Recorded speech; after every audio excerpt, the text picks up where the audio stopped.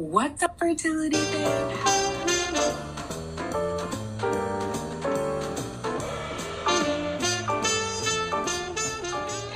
Let's get these babies, ladies. To make those rainbows in my mind when I think of you.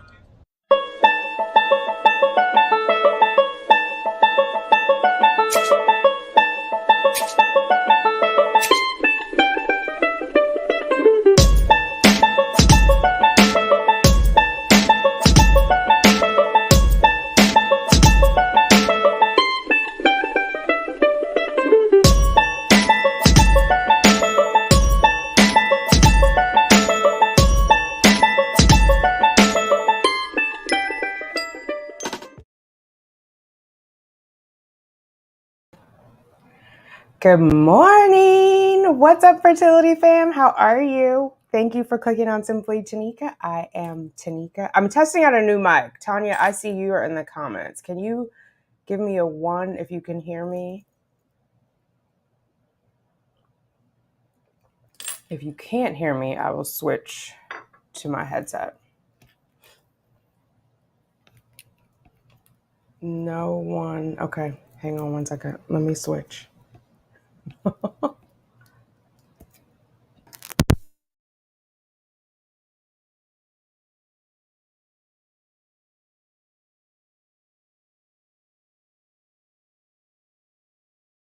I moved too soon. I got the ones after I unplugged it. Okay, can you still hear me? Good morning, ladies. Hi, Angie. Hey, Shorty. Hey, Tanya. All right. How are you ladies doing today? I hope everybody is well. I'm relaunching Fertility Funday. Today's headlines and Hahs. Hey there. Yes, so I'm sure you guys have all gotten the notes from your friends, the text messages, the Instagram notes about period trackers and your privacy protection and, you know, the note coming out from the White House. And so I just wanted to talk about what is going on. Hey, Rhonda. Hey, Carla. And I'm double streaming, simulcasting, however you want to say it, on Facebook today. So if anybody joins from Facebook, welcome. Thank you for checking out Simply Tanika. Hey, Chastity. So let me go to the genesis of what is happening. And I want to say as a disclaimer, we are going to be talking about abortion laws and the changes that just came down from the Supreme Court. This is not a discussion about any morality surrounding your thoughts on morality of abortion, if it should or should not be. I just want to talk about the law. And so if you have a very strong opinion about abortion and just can't neutrally listen to this, this is probably not the stream for you. We'll catch you next time. I will say, as a Black woman in America, I do feel it's important that I have agency over my own body, and I don't think the government should be involved. But outside of that, I'm not going to say anything else. All right, let's get into where this all started. I'm sure you guys all heard about Roe v. Wade being overturned, but I just want to go to what the actual wording is. And I've linked everything I haven't put it in there yet. I'll link it in the description once the stream is over. So hopefully you guys can all see my screen. It looks like it. Let me just squish that down a little bit so it's not. So this is from the Supreme Court of the United States. Dobbs, state health officer of the Mississippi Department of Health versus Jackson Women's Health Organization, right? It was argued December of last year. It was decided June 24th. I'm sure you've all heard about it. And basically it is, let me just read this in brief. Mississippi's Gestational Age Act provides that except in a medical emergency or in the case of a severe fetal abnormality, a person shall not intentionally or knowingly perform or induce an abortion of an unborn human being if the probable gestational age of the unborn human being has been determined to be greater than 15 weeks. So that is what the action was brought. Respondents, Jackson's Women's Health Organization, an abortion clinic, and one of its doctors challenged the act in federal district court, alleging that it violated this court's, meaning the Supreme Court's, precedents establishing a constitutional right to abortion, in particular Roe v. Wade, and Planned Parenthood of Southern Pennsylvania v. Casey. The district court granted summary judgment in favor of respondents and permanently enjoined enforcement of the act. So the district court sided with the clinic, right, saying based on Roe v. Wade, based on Planned Parenthood v. Casey, you can't make this restriction. Then the Mississippi appeal that went to the Fifth Circuit Court. Fifth Circuit affirmed that. So then they went to the Supreme Court. So before this court, petitioners defend the act. So that's the petitioners in this case are Dobbs, the state health office, right? So the state health office petitioned to the Supreme Court to defend the act on the grounds that Roe and Casey were wrongly decided, and that the act is constitutional because it satisfies rational basis review.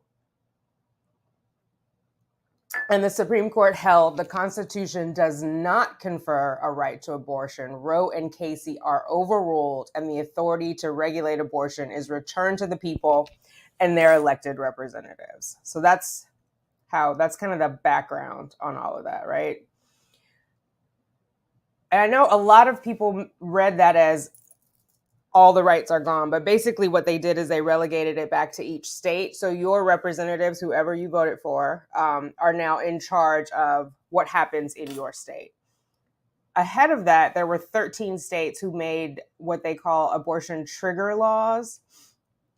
So let me go into that, because if you are in one of those states, and I know you guys are like, we are here for fertility, why are we talking about abortion rights?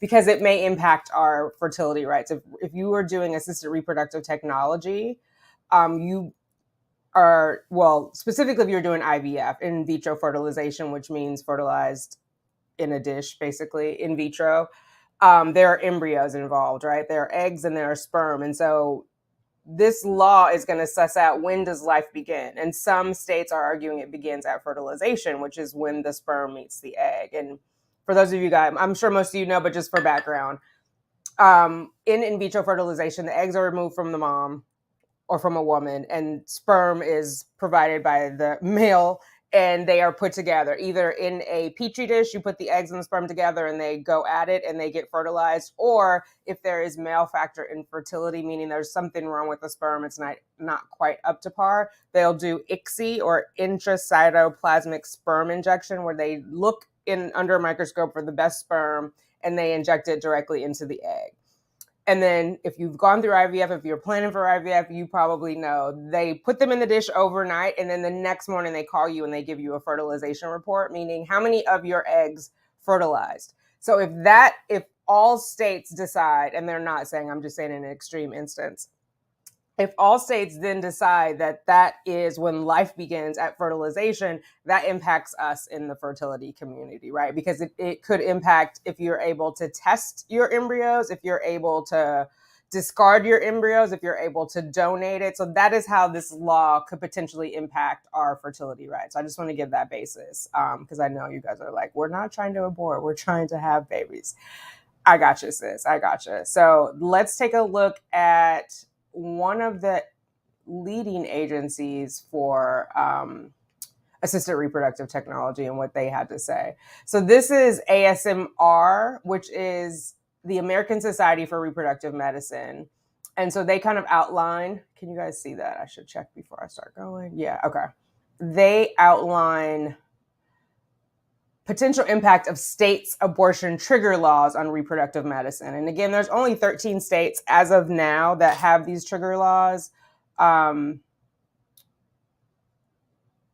me just go. So the U.S. Supreme Court's opinion in Dobbs v. Jackson Women's Health Organization, which is what we just went over, overturned the nearly 50-year precedent of Roe v. Wade, which conferred a constitutional right to abortion and has sparked a litany of changes in state laws across the nation. In 13 states, so-called trigger laws have and are set to take effect, which ban or severely restrict abortion. And again, it applies to the fertility community because it is possibly redefining when life begins. So this report, and I'll link this, I'm not going to go through this whole report. I will link it, like I said, in the description once we're done with this live. But this report provides background and limited analysis focused on the potential impact on reproductive medicine regarding 13 states' trigger laws, which effectively or directly ban abortion now that Roe has been overturned. So what the trigger law does is included in here, what the law says, if anything, about reproductive medicine, key definitions, example, embryo fertilization, and where you can find the provisions of law in state code. So, and their disclaimers, this is provided by their internal attorney. So here are the states that have trigger laws that could potentially impact your IVF journey. Arkansas, Idaho, Kentucky, Louisiana, Mississippi, Missouri, North Dakota, Oklahoma, South Dakota, Tennessee, Texas, Utah, Wyoming. And we'll just look at some of these so you can get an example of. So they break it down. And again, this is their attorney's opinion. Obviously, you need to do your own research if you're in those states, but it kind of gives you like a jumping off point. So this says this bill will likely have no impact on IVF and reproductive medicine service before pregnancy is established. In Tennessee, abortion is specifically related to terminating the pregnancy of a woman known to be pregnant, as pregnancy requires a living unborn child within the pregnant woman's body. A fertilized embryo that is not within a pregnant woman's body would likely not be subject to the law. While the statute defines an unborn child as existing from fertilization until birth, the prohibited conduct is abortion, which is defined as the termination of the pregnancy of a woman. So it does not appear to apply to assisted reproductive technology. The penalty under the law could be a Class C felony. So that is, if you're in one of those states, I would just recommend that you look at this site and see how it could potentially impact you. Again, the people of our states, the government, they work for us. We vote them in, we can vote them out. So if it is impacting you negatively, I encourage you to stand up for your rights and let your, speak with your voice. Hey, hope and victory. Happy Sunday. So let's go. How can you get involved? And how, because I know everyone gets overwhelmed, like, how do we talk to our legislators? How do we get involved? Well, Resolve is making it easy. So this was released on June 24th of this year. Resolve is the National Fertility Association, and I've often recommended this to ladies who are looking for support groups.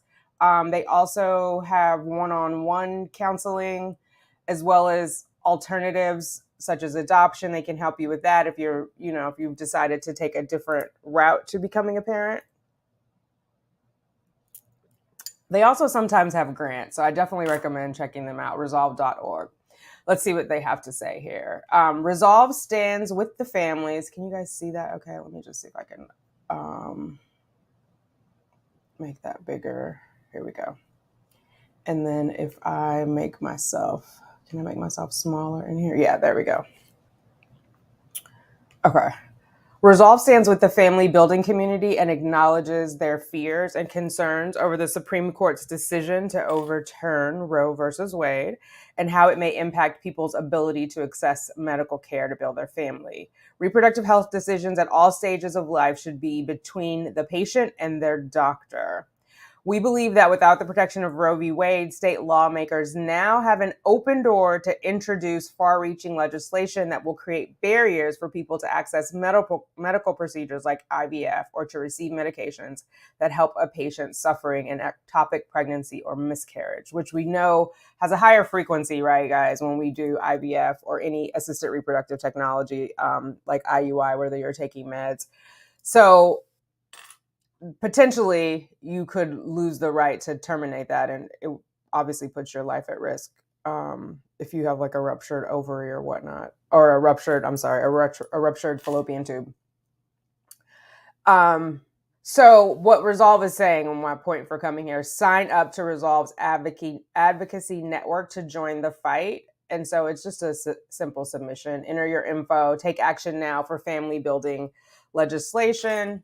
This is one option. Obviously, you can just go on your state's website also and talk to your local representative and let them know about how you feel about this and what your concerns are. I would also say, because I can't ever stress it enough. These are the people who can help you get maternity benefits in your state, right? There is no federal mandate for medical leave for pregnancy, maternity leave. Although it's interesting that, well, I'm not going to get into politics. You can talk to your state representatives about things like access for assisted reproductive technology. I don't know if a lot of you guys know, but in some churches, they frown upon, like the Catholic Church in particular, frown upon assisted reproductive technology. They don't support it. And so it is, some of those things can become a part of what our laws are if we don't speak up and say, these are things that we want, that we desire. So, Tanya saying she's glad Georgia is not on the list, right? Oh my God. That's the other thing too. I mean, I guess if it's easier said than done, but you could move to another place. But yeah, it's a little crazy. So let's see what they're saying in the mainstream media or legacy media about this. Let me just pull this up. I have a Washington Post article. Headlines and hoo-has. We're going to get to the first headline here. Because it is a concern. Here we go. All this, you can see my shopping habits over on the side. So this was June 25th. Roe is gone. How will state abortion restrictions affect IVF and more? Research suggests post-research suggests that Republicans and Democrats want to preserve infertility care, although some laws could have unintended consequences, right? On Friday, we're not going to go through that. So several states have introduced bills that would define a fetus as a person. Defining life as beginning at conception has major implications for infertility care, an estimated $8 billion industry that aided in the birth of over 83,000 children in 2019 alone. As a recent Washington Post article makes clear, assisted reproductive technologies, or ART, that bring together egg and sperm outside the body to create an embryo, such as an in vitro fertilization, IVF, would have a highly uncertain legal status unless laws that define life as beginning at fertilization clarify the status of those embryos' creation, storage, and possible destruction. But our ongoing research suggests that the infertility industry may largely escape the new abortion regulations, at least for now. Some abortion bans exempt IVF. Since 2010, states have introduced or passed 83 bills that mention both abortion and IVF. Of those, 45 bills explicitly exempt IVF and assisted reproductive technologies. None of those bills explicitly included IVF or any reproductive technology in banning abortion or defining legal personhood as beginning at conception. Indeed, the Louisiana legislature recently refused to pass an abortion ban bill that would have criminalized some aspects of IVF. Thank goodness, right, ladies? Instead, moving forward, a different abortion ban that explicitly exempted both contraception and IVF. More recently, Oklahoma passed a more expansive abortion ban that had no specific exemption for assisted reproductive technologies. However, the bill's sponsor later asserted that the law would not ban IVF, despite the bill's vague language. So most Americans don't object to IVF, right? It's not as polarizing as abortion, basically. Our new research finds that while various racial, ethnic, and religious groups express widely varying levels of trust in medicine, science, and new technologies, very few groups believe IVF to be objectionable or even a moral issue. Nor do many groups even see IVF and abortion in the same light. Which is important because if they don't see it in the same light and they don't understand about the creation of an embryo, they may not be inclined to vote to support things that specifically cover IVF just because of lack of knowledge, right? A lot of people don't understand how IVF works or even exactly what it is. I know people have asked me like, oh, are you still doing IVF? And I'm like, well, my IVF part is done because I already have embryos fertilized. that's what IVF is the fertilization. Now I'm just doing FET.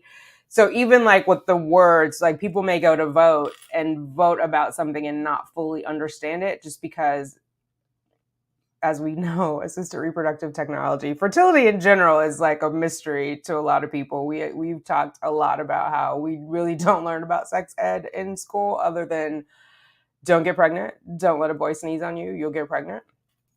So a lot of people just don't have this information. So I think talking about it, bringing awareness to it helps us and just, as a society, be educated and make informed decisions. Knowledge is power. So according to research by one of us, Heather Silber Mohammed, using 2013 Pew Research Center data, less than 20% of respondents who view abortion as morally wrong also describe IVF in these terms, which is interesting because we are potentially discarding embryos, right? So it's interesting that once an embryo is in a woman, they view that as morally wrong, but in a lab, they don't view it as morally wrong. Among individuals who oppose abortion, only 11.7% of white respondents and roughly 7 to 18% of Black and Latino respondents express moral opposition to IVF. Oh, that's interesting. It's higher for Black and Latino. Why do you guys think that is? Why do you think people of color have a higher moral opposition to IVF than white people? That's interesting. Moreover, I'm curious to hear what you guys think about that. Is it a stigma that maybe religious based? Like if God wanted you to be pregnant, he would get you pregnant and you don't need IVF? I'm surprised. I wonder if it's religious based. Moreover, a substantial majority of Americans agree IVF can be a big help to people trying to get pregnant, while nearly half support requirements for insurance plans to cover the high cost of IVF. Insurance covering your IVF is another thing you can talk to your state legislators about. You can also seek out employers who have fertility benefits, even if they're not required in your state or your state is ambiguous about requirement. There are lots of employers, especially larger ones, who provide that. So you can seek that out when you're looking for employment. Like I know a lot of in the chat rooms and whatnot, they talk about Starbucks providing fertility benefits, and women have decided to work part-time there so they can get benefits. So IVF, an issue without a party. Only one federal law regulates the infertility industry, although the Center for Disease Control and Prevention and the Food and Drug Administration offers some oversight, while many state legislators have been eager to regulate abortion since the 1970s. They've been much slower to introduce or pass bills about assisted reproductive technologies and infertility care. Research shows that while some states have regulated the infertility industry since the early 1990s, there is no clear side to the issue. Both parties seek to regulate the industry, though in different ways. In her research on egg donation, a technology commonly used in IVF, I certainly used egg donation, Erin Height Forsyth, forgive me if I said that wrong, finds that Democratic and Republican women introduce bills at higher rates than their male colleagues. Republican bills are more likely to limit payment to egg donors and require informed consent, which is interesting that they limit it because I feel like women should be fairly compensated for that, but maybe they don't want to make it into like a job. I wonder if they limit payments to surrogates. I think that's interesting. Democrat bills are more likely to propose limits on what happens to embryos left over after IVF and to protect parents who use egg donation. So that also I think is interesting. Where are you guys? So that's the thing. So if you've done IVF, you know that before they actually retrieve any eggs and do any fertilization, you have to sign the disposition of your embryos, right? You have to say, I'm going to discard this, particularly if there's two of you, right? Like a husband and a wife, because in some states, the embryos are viewed as property. And so you have to determine who owns the property. Like if you get divorced, you have to state before and both of you guys sign what will happen. You will agree to destroy them, right? Meaning your husband doesn't want you having kids by him once you're not together, or you don't want to have kids by him once they're not together, because there's different ramifications for responsibility for that child, like child support, custody, visitation, etc. So you guys can both agree to destroy them beforehand, or you can agree to donate them. And so it's possible that these sort of laws could restrict our ability to say that we'll discard them, which is a whole other thing. Like, are they going to force you to give them to someone else? You know what I mean? Because I've seen these things, like a lot of posters post this Dobbs ruling where they're like, random people on the side of the road with signs, I'll adopt your baby, which no, that's creepy. So it could potentially leak over into them trying to step in on what to do with our embryos. So let's look at this. Let's continue. In the same study, she found Republican-controlled states like Arizona and Louisiana have used language that echoes anti-abortion and fetal personhood rhetoric to justify regulating commercial aspects of the infertility industry. For instance, in one case, an Arizona Republican argued that limiting compensation for egg donation would discourage researchers who allow women to put their health at risk by harvesting their eggs, making that proposal both a pro-life bill and a pro-woman bill. Which I honestly, my opinion, is bullshit. Like, the woman should have agency over her own body, right? It's not pro-woman. Let the women decide what they want to do with their body, as long as it's informed consent. And it's all of our individual responsibilities to be informed about our decisions, right?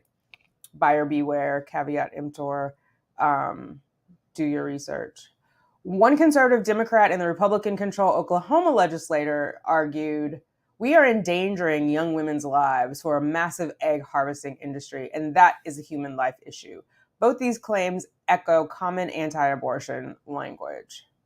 In contrast, states like New York and California, my home state and my current state, where Democrats control the legislature, have erected legislative firewalls between their large infertility industries and stem cell research.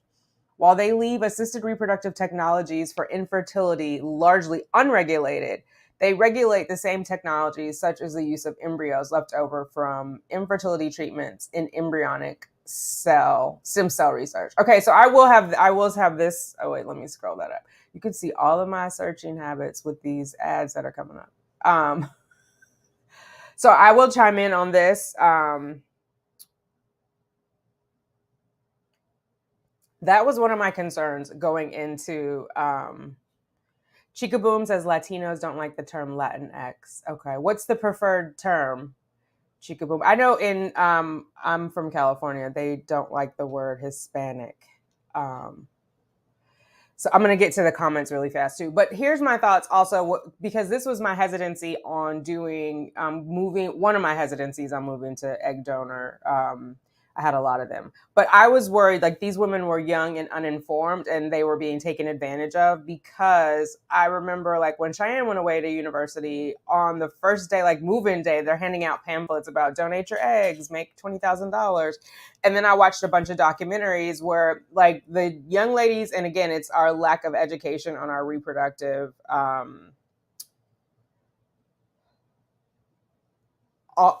information. I'm just going to say reproductive information, but they don't understand that the egg that they're donating then becomes a child that is biologically theirs. Like, one girl was like, well, it's not really my child. It's only half my child. It's your child in the same way that all your other children are going to be your children, right? All your other biological children. Your egg creates 23 of the 46 chromosomes that are going to create that child. Just like when you get married or however you decide to conceive. So I felt like, well, they're not really informed. And then also I felt like there was a guinea pig aspect of it, that we should do more tracking of women who donate eggs, because there was a documentary on one woman who was like, I think she had donated like 4 or 5 times. And I think there's more regulation around it now.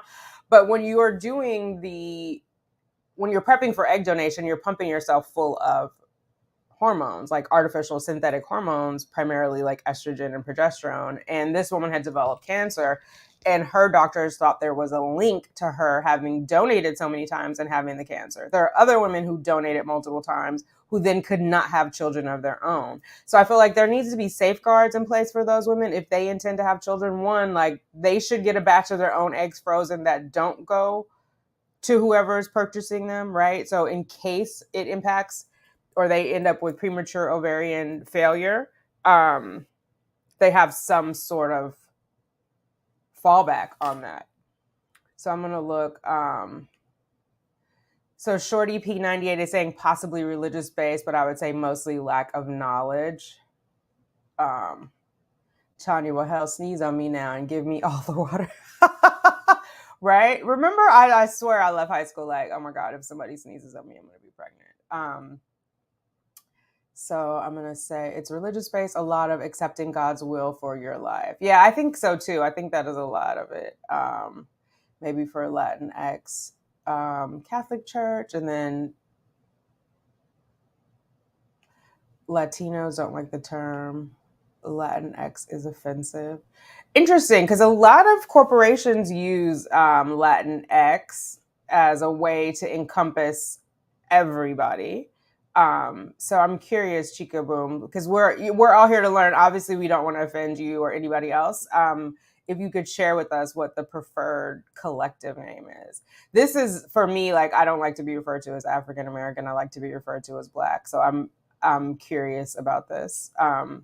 Hey, Sarah. Oh, look at you with your coffee. I don't know what it says on there, but I sip with you. Hello. Sorry, I use it since it seems to be more accepted around family. I use Latino. It sounds funky, and it's lexical lexical imperialism. Okay.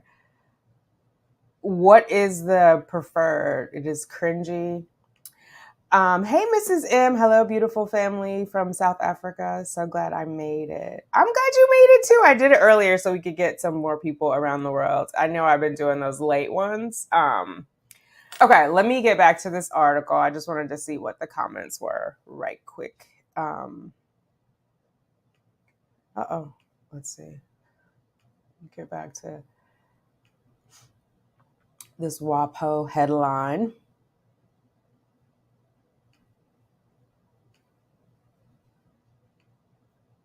Okay. Move my little self down here. Hide that. Okay. Back in business.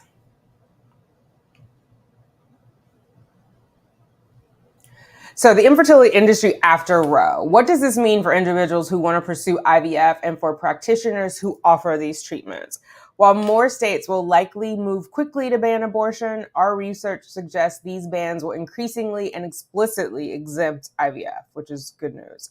In protecting infertility care, individual states may regulate different parts of the infertility industry. For example, Republican control states may limit compensation to donors or restrict how infertility clinics can advertise. So maybe like what I was saying about the college campuses, maybe they'll restrict that. While Democrats may reinforce parental rights through limiting or preventing the ability of egg and sperm donors to make legal claims to donor-conceived children.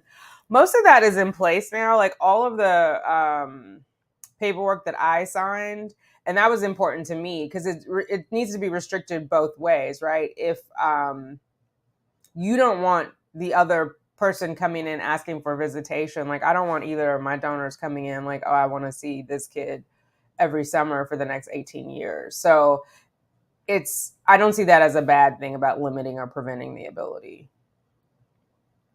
However, as they try to separate abortion from infertility care, states are drawing increasingly complicated lines about personhood and who could and should have access to reproductive care. The definition of life, inside and outside a body, is increasingly fraught.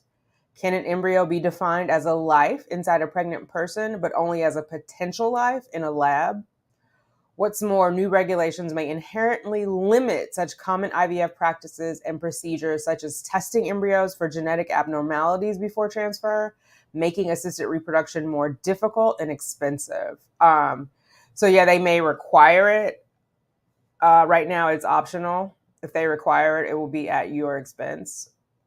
While total bans are unlikely, hastily prepared legislation and vague language could have unintended consequences for fertility treatments and related technologies. So that was by Erin Height Forsyth, Associate Professor of Women's Gender and Sexuality at Penn State University. So that was, I thought, Interesting. So what are your, hey, Mark Smith, let's see. From your preview. Oh, yay. Thank you. You transfer on 7/26. What's today? Oh, soon. So like 16 days away. Sending loads of baby dust. So yeah, I see Tara and Chica Boom still going. I would just say, let's find a path forward. What is the proper, or what is Chica Boom's preferred? Because certainly, and I'm sure you're not proposing this, Chica Boom, that you're speaking for all Latinos and Latinas, just as I would not speak for all African Americans or Black people. So I know some people prefer African American. I just don't. So, by the way, my actual name is Kim. I don't know why my name comes as that. I think it's my hubby's. Okay, I figured afterwards. I figured there wasn't a Mark having a transfer, but yeah, you're probably logged in as him on the Googles. If you haven't already, please hit the like button, thumbs up, lets people know that I'm live, help us drive traffic here, and that you enjoy the content. Okay, so that was our first headline. The reason why I wanted to go through that first is to get to this headline. How many of you guys have gotten messages about your period trackers and being afraid of putting your data in there? Because I got a text yesterday and I was like, I want to talk about this. And basically, the thought behind it, and I think there was a statement that came out from the White House, the thought behind it was anti-abortion states or states with abortion trigger laws could be using this information to track you and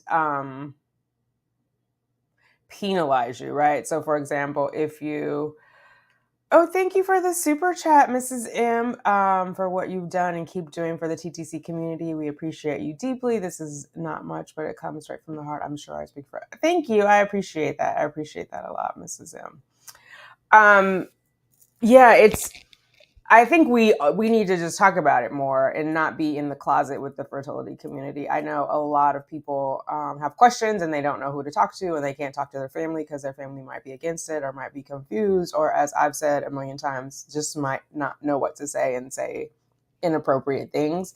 So I think, we have to teach people how to support us, and we also have to be informed. And I think the only way to be informed is to talk about it out loud. Not in the dark and not in quiet chat rooms where we might get information about rubbing pineapple leaves over our belly button to get pregnant or eating yams.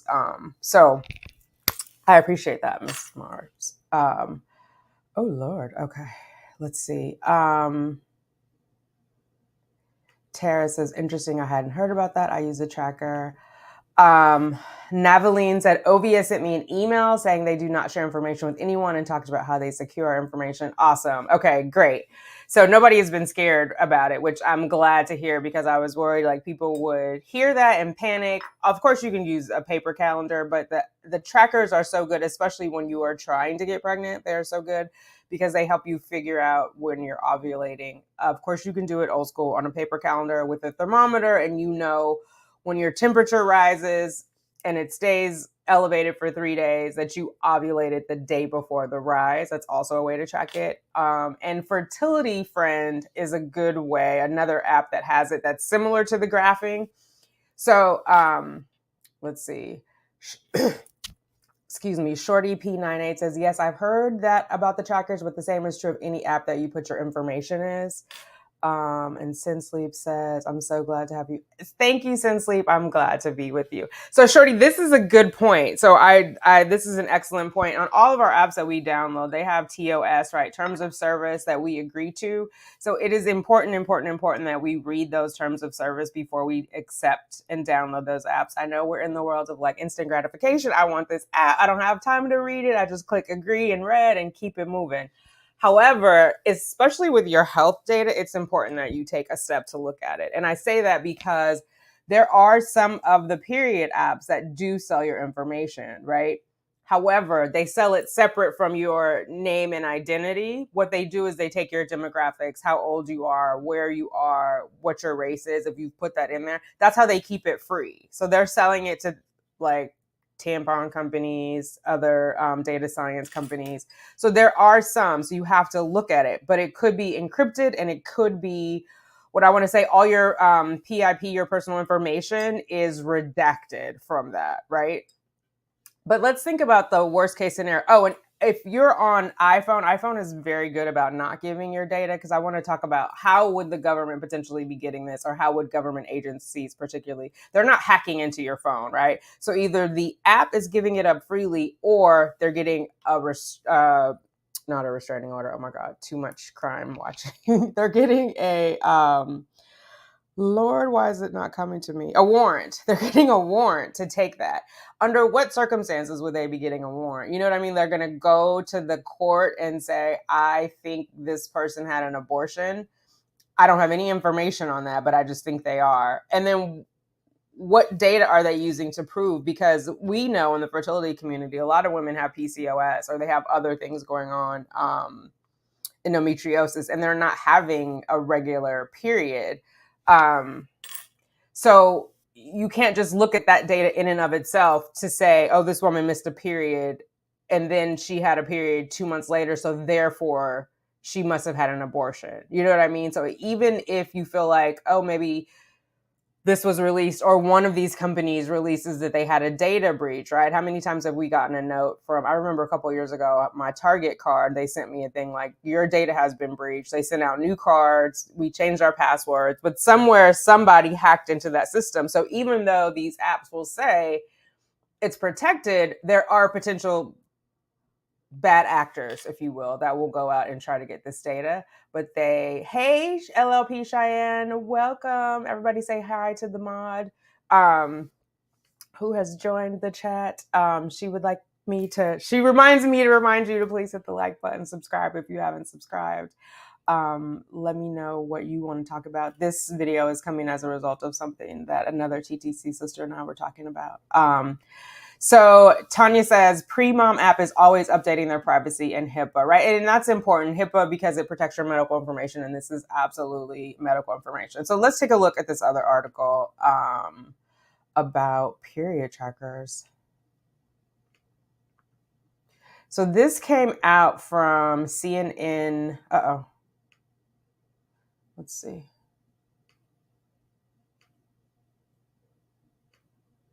Okay, there it is. Oh, let me take this down. Okay. This came out from CNN Business. Period tracking apps are trying to make women feel safer about their data after the end of Roe v. Wade. This came out on Friday, July 8th. Today is the 10th, just for reference for the replay crew who's not watching live but will watch later. So in the wake of the Supreme Court decision to overturn Roe v. Wade, women living in states that criminalize abortion are grappling with the possibility that their phones could now hold incriminating information about their travel, search history, and menstrual cycles. With that in mind, some popular services are rethinking the data they collect from users and also stressing the privacy protections they already have in place. Oh, before I forget, if any of you guys wants to join the stream, let me know in the chat and I'll put the link. You have to come on with your camera on. That's the only caveat, so everybody can see you. But if you want to join in and have a conversation with me about this or any information you have that you want to share with the fertility fam, I would definitely love to talk to you. I always think that makes the conversation more dynamic and we get the thoughts of other people other than mine, my perspective, which is always a good thing. The more the merrier, right? So if you want to talk, just let me know in the chat. Like I'll join, or I'll join the stream, whatever, and I will post the link in the chat. Okay, with that in mind, some popular services are rethinking the data they collect from users and also stressing the privacy protections they already have in place. But it remains to be seen how much these efforts will protect women or ease their minds in this new area. Flow, the leading menstrual cycle tracking app with 240 million users, announced an anonymous mode option last week. This lets users enter data into the app without adding their name, email, or technical identifier. which I think is important if you are in one of those 13 states. Not because I know, again, this is the fertility community. People are trying to get pregnant. So not because you might be having an abortion, but why would they need your information? Just for your own protection. Like, your data is your data. So if the company, which is based in London, receives an official request to identify a user by name or email, it will be unable to connect that information with their health data, Flo said. So even if they wanted to, they couldn't, right? If someone, for whatever reason, got a search warrant for your period information, if you were in anonymous mode, Flo could not do it, and they would not be at risk of being in contempt of court. So Flo will never share, and I want to say I am not a lawyer. Oh my God, I meant to say that at the top. I mean, you guys know that. There is a really good lawyer on YouTube, Emily D. Baker, who did a great breakdown of the Dobbs ruling. And so I'll put that link in the description once this is posted as well, if you want to check out what she had to say. She went into the legality of it and the law about it, but I just meant to say that. I'm not a lawyer. This is not legal advice. This is my opinion. I'm just a woman with a microphone and a dimple. So, okay.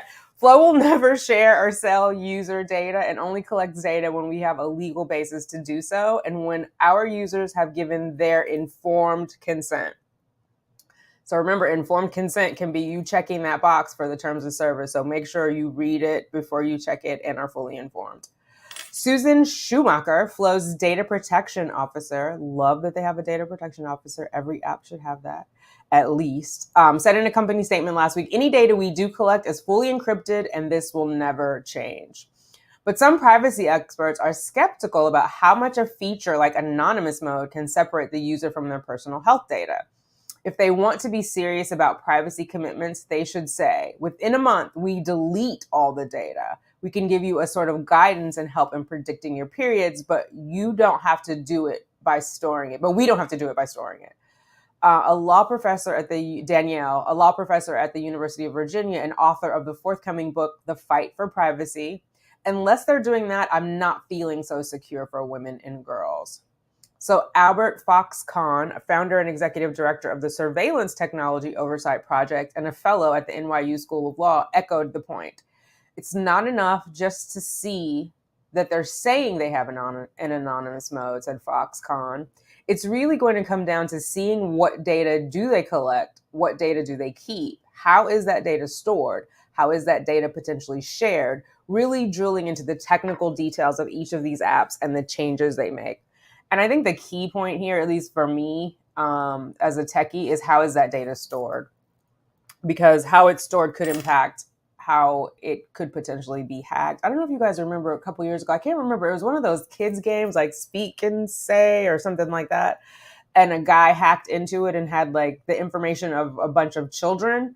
And then luckily even though he hacked in, he was doing it to see if he could, but he ended up, not being a bad actor and turned that information over. But there was a significant data breach. Had he been a bad actor, he could have sold all the information. So how it is stored is important. Is it encrypted? Is it diverse? Like all of those things. All right. According to Flo, its new anonymous mode removes all personally identifiable information, making it impossible to connect data to someone once the mode is activated.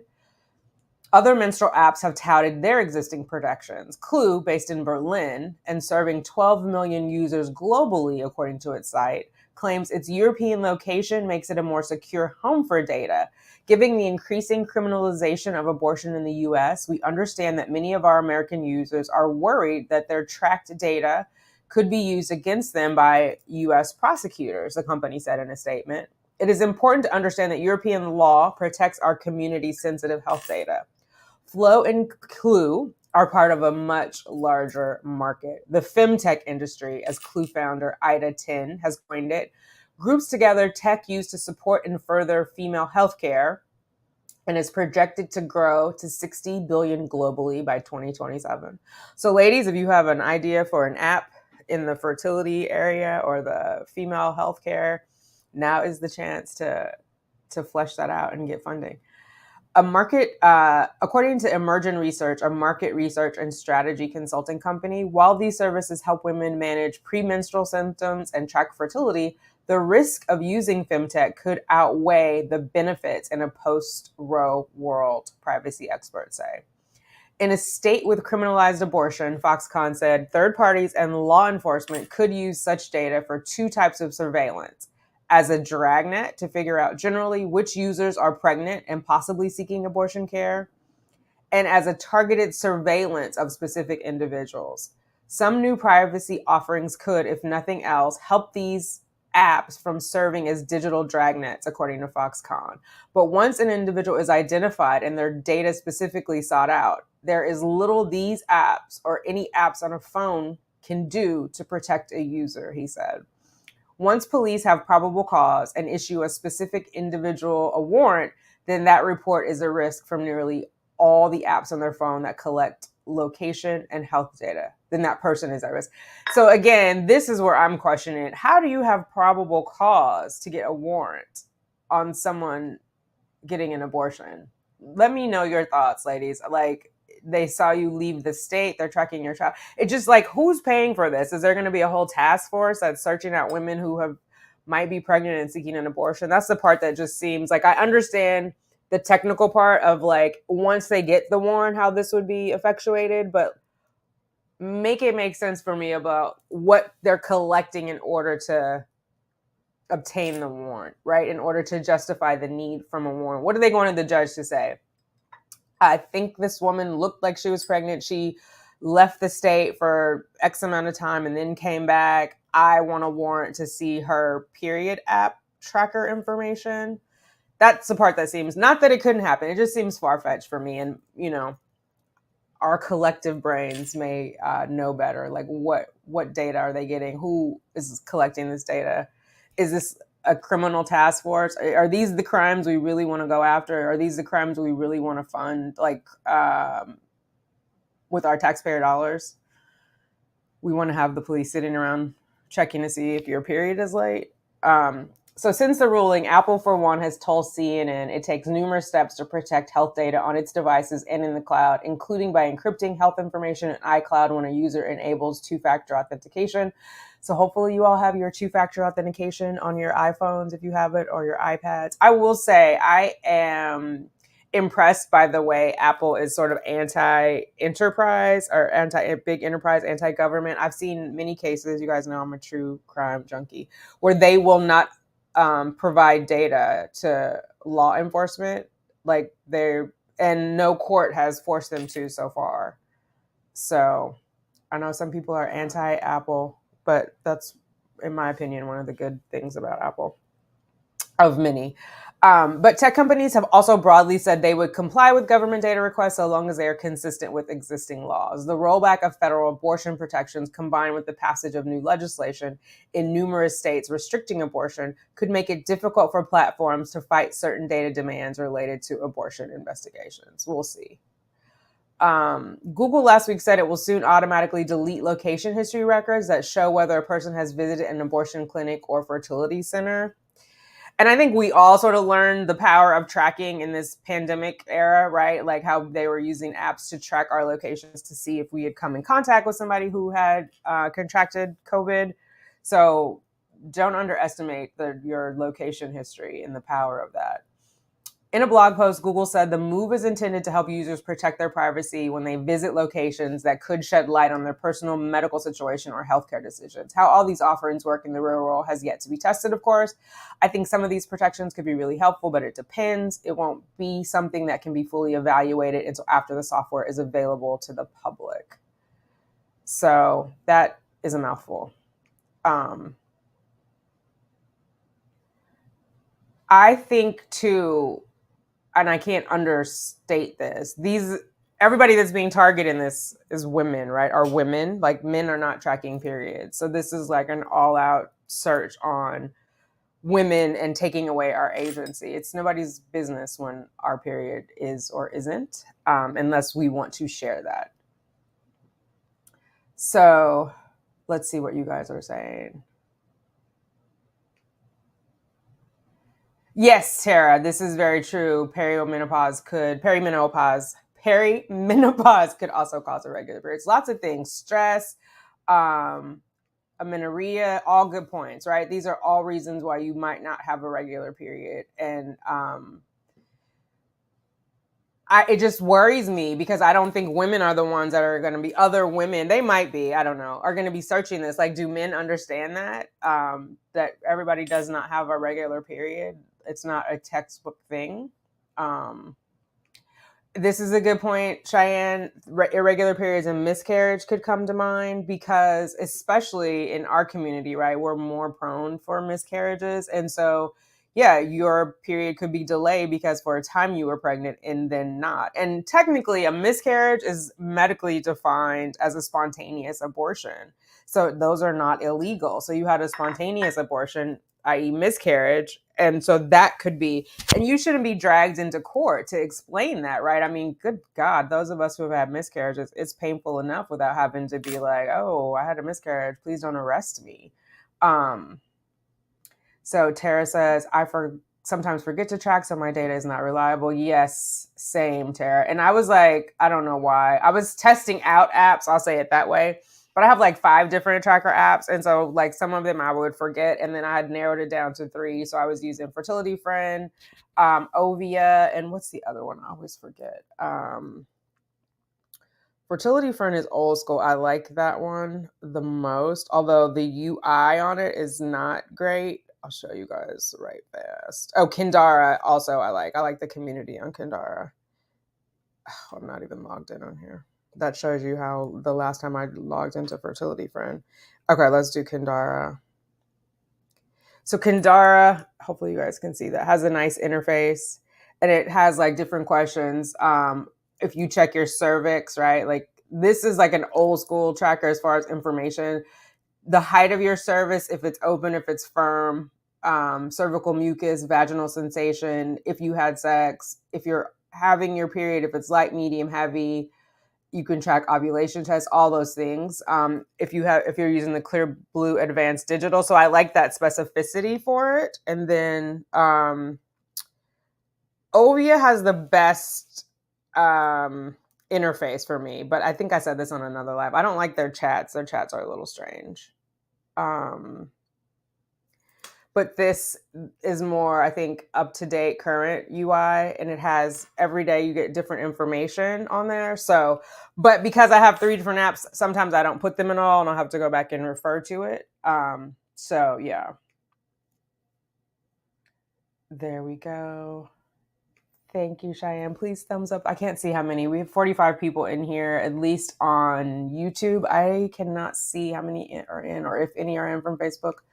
So Mrs. M, it's so shocking to learn how your politics are affecting, right? Such private matters. As much as I sometimes wish I had the perks first world countries have, I sometimes see this as a negative thing. Yeah. Politics, money are all impacted. I mean, I think fortunately or unfortunately, we know the pain of the cost of the fertility business. What was that one? It said 8 billion, I think, in one of the articles. So because it is a big money industry, hopefully that, attracts the politicians more to keep it funded. But I don't know. I'm not sure. I just don't know why it's anybody's business, I guess. Search warrant for your period. Exactly, Cheyenne. Like, what is, like, don't we have enough going on that who is the period task force? One Bright Light says, I would love to see all abortions banned except for when the life of the mother is at risk. There's so many forms of birth control to stop a pregnancy from occurring in the first place. Yeah, I think there are other exceptions though. And we know there is no birth control that is 100%, right? Only abstinence is 100% guaranteed to prevent you from being pregnant. June Joel, hello ladies. I don't think women using period trackers are using it to get an abortion. Don't we use this to help us get pregnant and keep our babies? Yes, June, that is exactly right. However, the point is the thing that they're tracking is for missed periods, and that's what they're looking for. So we could somehow get entangled in that because, as the chat has mentioned, there are other reasons why you may not have a period every 28 to 30 days, right? You could have had a transfer and then had a miscarriage. And so your period could have been gone for 2 days, but depending on who this period task force is, they could be looking for it. But it sounds like for now we're safe. There isn't like a at least all the apps are saying the data is private. The risk is, if, which is what I was saying, in some of these like strong anti-abortion states, they're looking at getting warrants and other legal action, tracking your travel to see if you got an abortion. None of us are willingly getting an abortion. We just may be perimenopause, PCOS. There may be other reasons why your data mirrors the data of someone who's having an abortion, and that's how it impacts the fertility community. So there's many reasons why you might not have a period other than you had an abortion. You know what I mean? So let's see. Cybersecurity is so powerful. Data can be mined with experts. So true. PCOS and endometriosis cause irregular periods. Exactly. There are many reasons why you might have a missed period other than you had an abortion. So all this money, time, and effort would be better spent making improvement to maternal health in this country. Black women are still dying at a higher rate when giving birth. Put the effort there. Absolutely, Nobeline. And that's why I think we need to talk to our legislators, right? The government works for the people. We hire them by electing them. And so we need to let them know what is important to us. Black women have the highest, in America, have the highest mortality rate, I think, in the world, or it might be third in the world. I can't, definitely of all, it's higher than in some third world countries. It's a ridiculous thing. We die in childbirth. Some of our children don't make it. They're more likely to die. So it's like literally we come into the world fighting for our lives. We bring children into the world fighting for our lives. So that there could absolutely be money spent in that. But there are politics, and there are people who are so strongly invested in life, which also, that's a whole other thing. Like a lot of pro-life people are also like against restricting gun laws. So you're pro-life in the womb, but not sitting in the school. Make it make sense. Flo is my favorite. I was gonna say Mark Smith again. I know you told me your name, baby girl. Let me go back up here so I don't say your. Let me go back. Kim. Okay. Kim is saying Flow is her favorite app, and I'm mad I have to pay for it on iPhone and Samsung. People get it for free. I rarely track. I just look when my period is on and when I'm supposed to ovulate. It helps with travel plans. That makes sense. Okay. Let's see.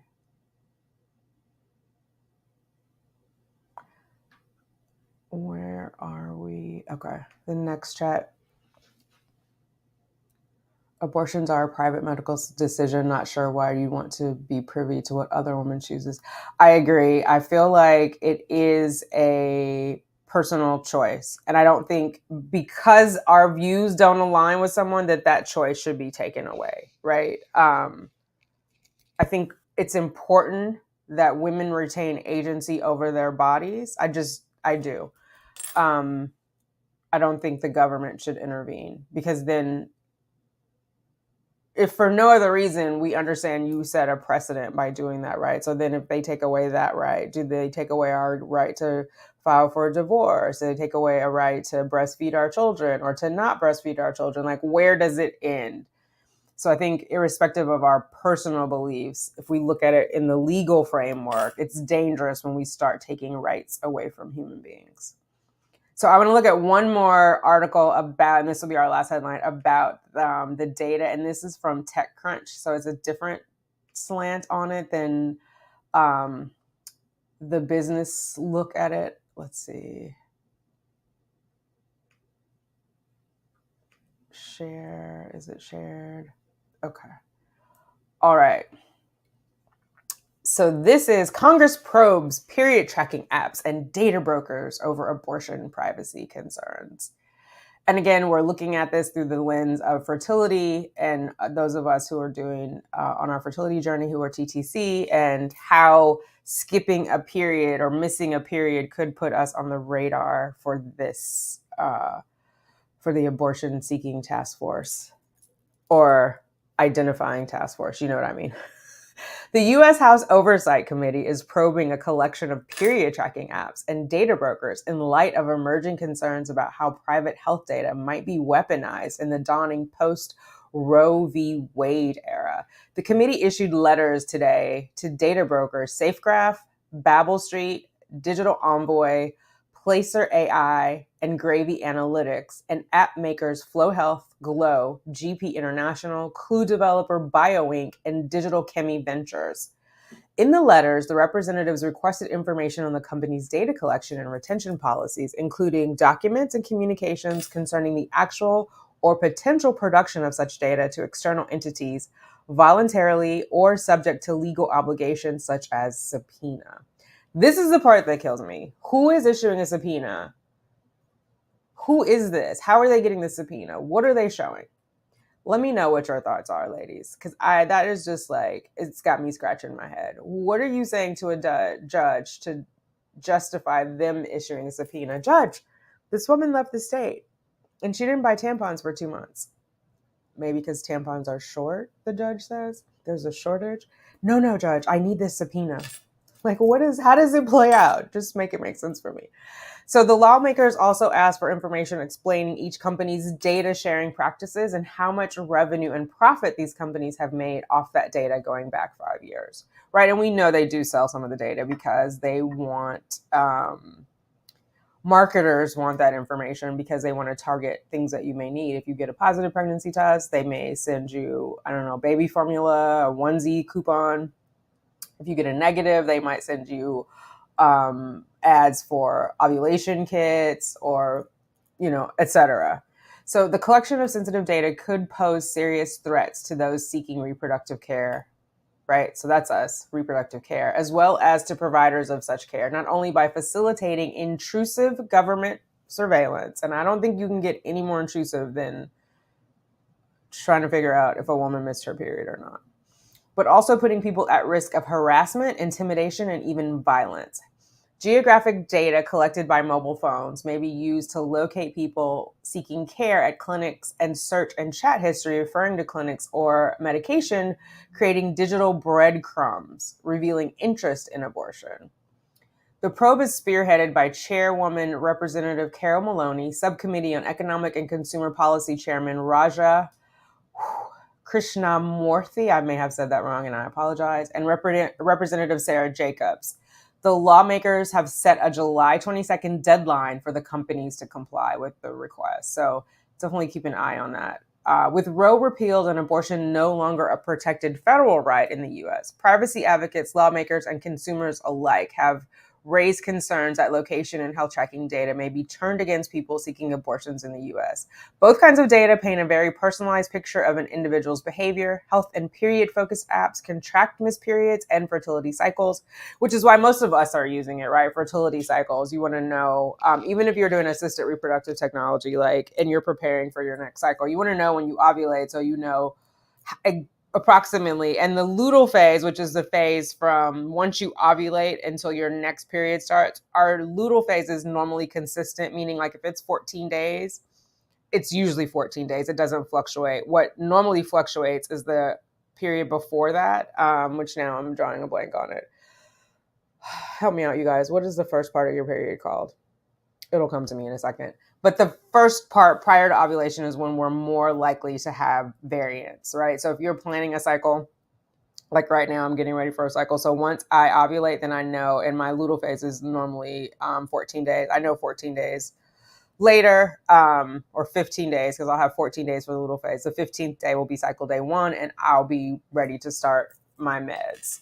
So a lot of people in the fertility community are using that. Or if you're trying at home, you want to know a sense of when you're ovulating so you can have sex, baby dance, as they say on the boards.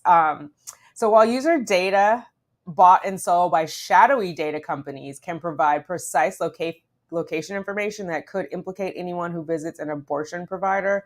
And again, this is most likely to happen in the 13 states that already have trigger laws for abortion.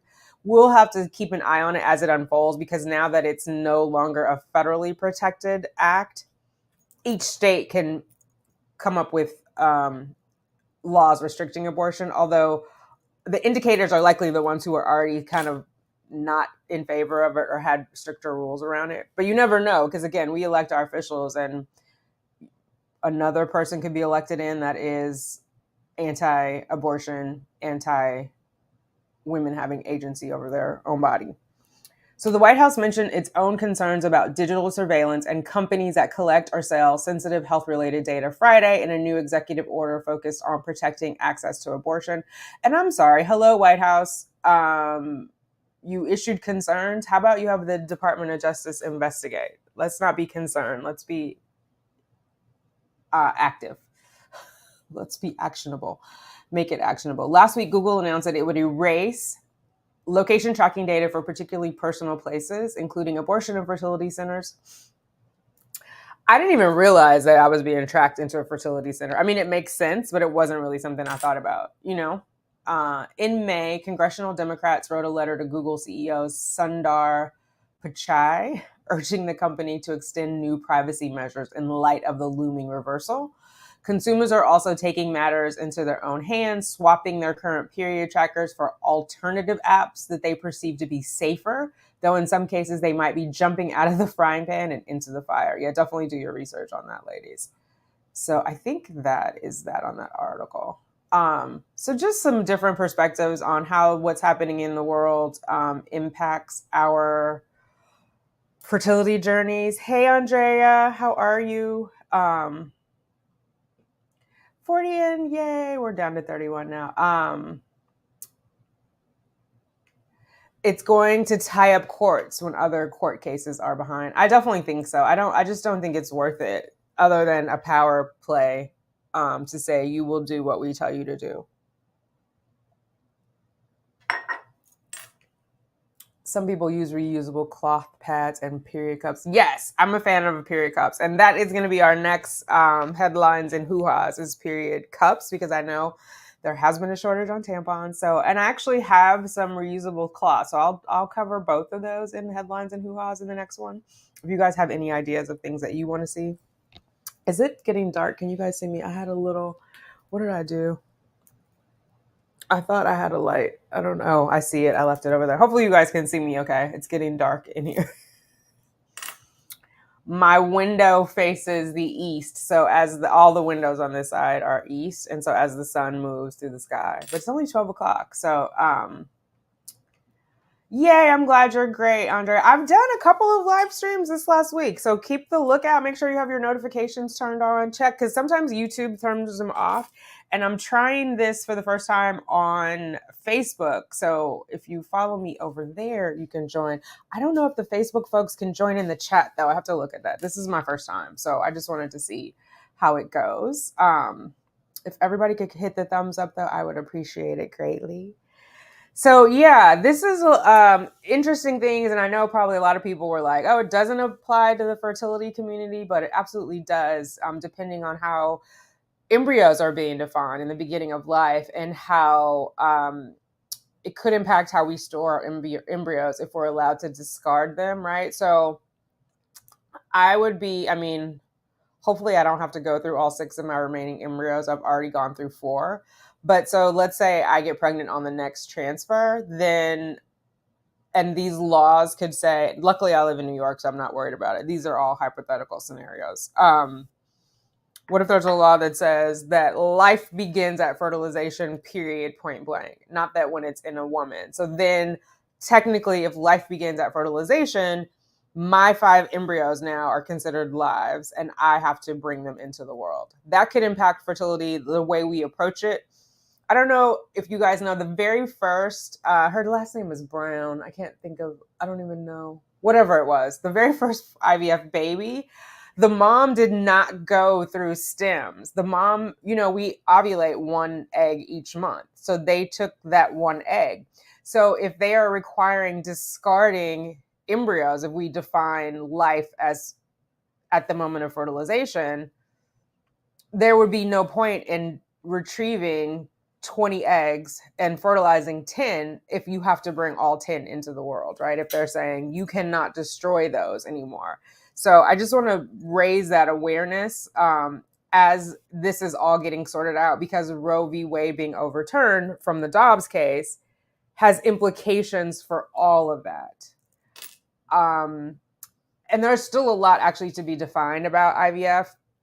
There's a lot of controversy about donor eggs, how the women are compensated, as we talked about in some of these articles in our headlines and hoo-has today.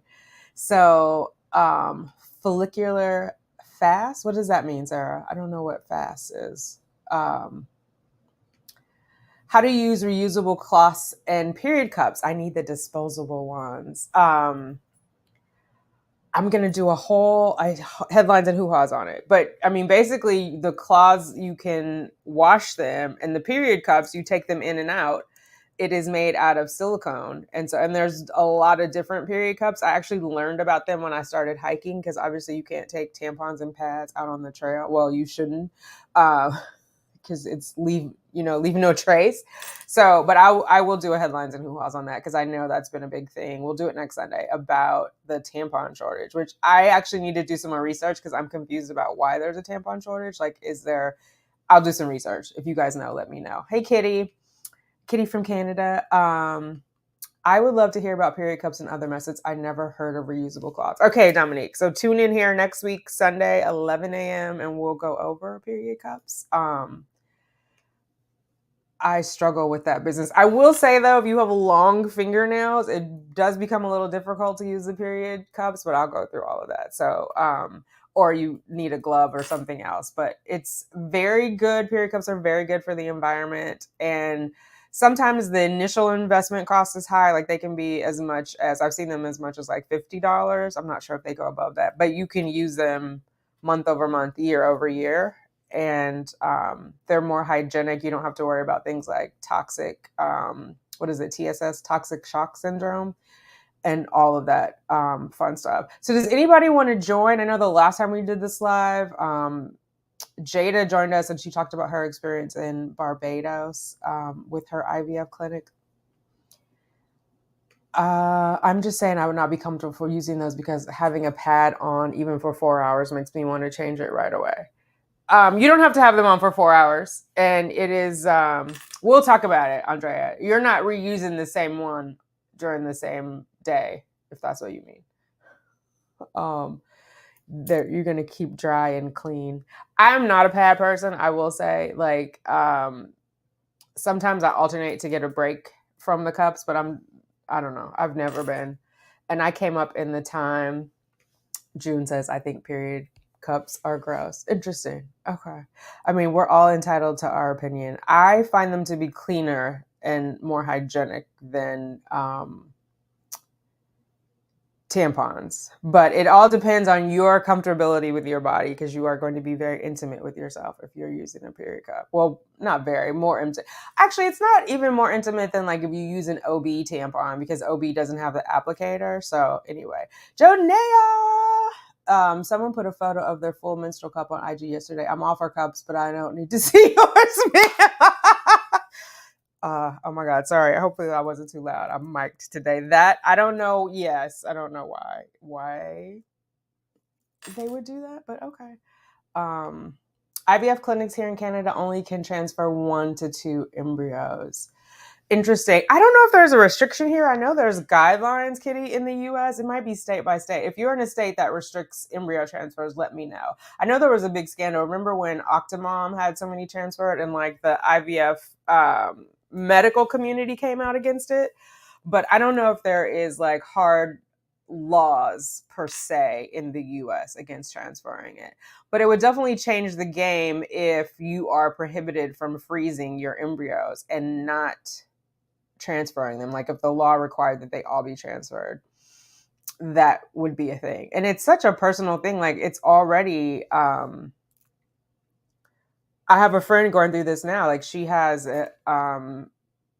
some in cryopreservation that are frozen, right? And she's not sure, but every year that bill comes up, and so she's like, I don't know if I should keep paying for this. I don't know. You know, it's an idea of like letting go of your child versus the cost of it. I mean, and you know, unfortunately, especially with this economy, money talks, bullshit walks. So you have to separate it all. When I try, I swear it looked like a crime scene, but friends, not a crime scene. Oh my God. I can't even imagine. I'm scared to ask, but yes, if what is it? What is that blue light? If they came in with the blue light, Mrs. M, would it be bad? Would they think that you murdered somebody? I don't want to touch it. LOL. Yeah, I will say I do use gloves. I will say that, mainly because sometimes I have my nails, the fake nails on, the tips on, and so that just is a whole other mess. But I'm comfortable in there. I've checked my cervix now since 2017, so I'm okay with it. But yeah, if it's messy for you, or I get it, it's definitely not for everybody. Um, I'll say this about our misinformation of reproductive health growing up. I remember when before I ever had my first period, they described it as you'll have spots first, because I think a lot of girls are worried, like, it's just going to come gushing out. I'm going to be at school. I'm going to be embarrassed. So they were like, no, it'll be spots first. Like, there'll be spotting first. And I always thought like they literally meant like spots, like polka dot spots. So when it came, I was like, this is not what I was expecting. So in that instance, I wouldn't mind an IG, well, maybe not an IG post, but at least a picture of something so you know what to expect. Because the spots was just like, because also in school they'll be like, what is it? A leopard can never change its spots. Like, so I was thinking those kind of spots were going to show up in my underwear as a clue that my period was coming, but no. Neo Soul Rider, hey sis, how are you? If these restrictions keep going, I'm scared of them saying who can't and can have kids, meaning, single mom by choice, same-sex couples, or a single dad wanting a kid versus married couples. Yeah, and that's where I'm thinking also Neo Soul. So that's why I'm like, let's dig in and hold the line right here, right? It's enough. Like, mind your own uterus should really be a thing. But also, now that we're doing it out of the uterus, just mind your own business. It doesn't have anything to do with you. Irrespective of your religious beliefs on it, we are in a country that has freedom of religion. So we can differ on that. We should be able to differ on that. And because you believe one thing, you have to walk your life with those beliefs. But you should not make or pretend that everyone else should have those same beliefs. You should be able to respect what other people have to say about it, right? And so the single mom by choice, obviously churches are not for that. And I wonder if that could sway people against IVF, or same-sex couples. Some people are not against same-sex couples having kids, but we know that has to happen with assisted reproductive technology, right? There's not a way around. Yes, Janaea, mind your own peachy dish. Exactly. Because I think at the end of the day, unless someone is it you need to be on your moral high ground, which is why you need to butt in on someone else's life and how they choose to become parents. Like, that's what or to not become parents, because there's a lot of kids who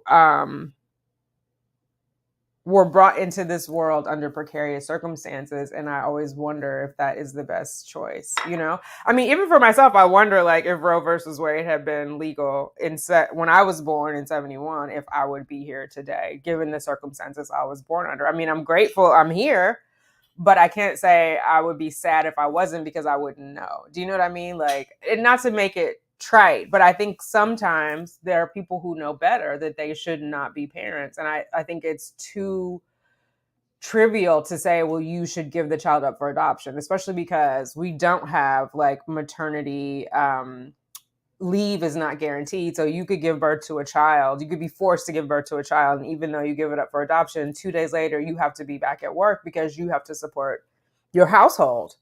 And so there's just I think it's just too much of a cut and dry answer to say everybody should be forced to give birth. Especially because there is no birth control that's 100%. And because I feel like if we're going to make this, why is the onus on the women? Let me say it like that. Why is the onus on the women? Like, why aren't we mandating sterilization for men? Do you know what I mean? It's always the women who are kind of responsible, and they're left holding the bag. Don't get me wrong. I would like to learn, because these pads are just as bad. They cause thrush because the area is kept moist. I think thrush. The area is kept moist. Please, I will tell you all about it, and then you can decide for yourself. And there are different types of cups that make it easier to get in and get out. But I will say it's a practice. I'm not going to sit here and say I've never spilled a drop of blood anywhere getting the cup in and out. I'm better at it, but it comes with practice. You have to have that tolerance for it. And know that it could look like a crime scene. I don't know. Do it like how they in the mob movies lay out the plastic ahead of time so you can practice getting it in. But basically, I'm giving it all away. Basically, you're trying to get it on your cervix, right? So that everything that's coming out of your cervix is dropping into the cup. But we'll get into it next week. Especially because I hear the price of tampons or the accessibility of tampons has gone through the roof. All right. Does anybody want to jump in and come on the live and have a chat or talk about anything that I don't want to talk about anybody who is against abortion. I don't want to talk with anybody. Like I'm only looking at the legal aspects. And again, I, as a Black woman in America, feel it's important that I have agency over my own body. I feel like there was a time when someone who looked like me did not have agency over their own body. So I'm not trying to go backwards, irrespective of how I feel about life.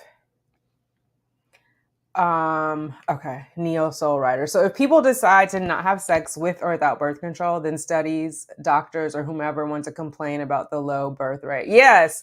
Oh my God, Neo Soul Writer. Don't get me started. Because that's a thing, right? The birth rate has declined over time.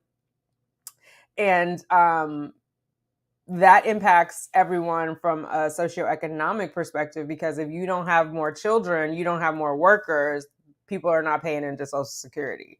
So, and that is why, this is totally my opinion, and I'm going to get off politics. I feel like that is why the Republican Party, and I'm not Republican or Democrat, I'm in the middle. I used to be a hardcore Republican before Trump. I'm just an observer. But the Republicans were like, oh yeah, the old people can die. All you young people get back to work, right? Because they were just feeling like, well, the older people were expendable because they're not really feeding the economy anymore, and the younger people are. So when we hear people complaining about the birth rate, that's really what it is. It's like, who's going to work? Who are the people? And unfortunately, the people who might be looking at abortion and be hindered from it are poorer people, right? They're lower down on the socioeconomic sort of ladder, because wealthy people are going to figure out a way if they want to terminate a pregnancy without consequence, whether it's their personal doctor or whatever it's going to be. So it's usually like the poorer people who are going to be forced to have these children. And then, don't get me started. So I hope the cups keep you. Oh yeah, the cups are super dry. Hasn't anyone's employer made a statement about the ruling? Mine has. They just sent out a thing. They put it on our intranet about women's reproductive health rights, and then they referred us to what our benefits were and how they can support us. But as far as supporting individuals, but they haven't made like a political statement about like what their thoughts are or what the impact was. They did say it could potentially impact infertility benefits, but they would cover for us, and they also would cover travel for depending on where you are. So it's obviously the intranet is for all locations of the business, and so depending on where you are, they would cover travel. So basically, they reiterated that they support us in our choices, but they didn't make like a political statement. I couldn't stand touching tampons because of cotton feeling, and trying to put it in was painful and couldn't find right size. At least the cup and cloth pad are better. Yeah, everybody's hoo-ha is different. You got to do what's right for your hoo-ha. Not to mention, it's hard to find actors or doctors to get over the age factor of women having kids later in life. There are women who tried in their 20s to have kids, but it didn't work. That's interesting, because I was looking at data too last night, Neo Soul Writer, where there is an increase in birth rates, it's among older women. Now, mind you, they define older women, they cutting it off at 40. So like, I'm not even on the chart, but there is an increase because they're waiting until later. And I think also more women have access to having their eggs frozen, right? Cryopreserved, and more employers are paying for fertility preservation. It used to be like when it first started, it would be like women who, if you were undergoing cancer, if your cancer treatment, or if your partner was undergoing cancer treatment, which could potentially, I'm talking so fast. I only have coffee. I need water. Give me 1 second.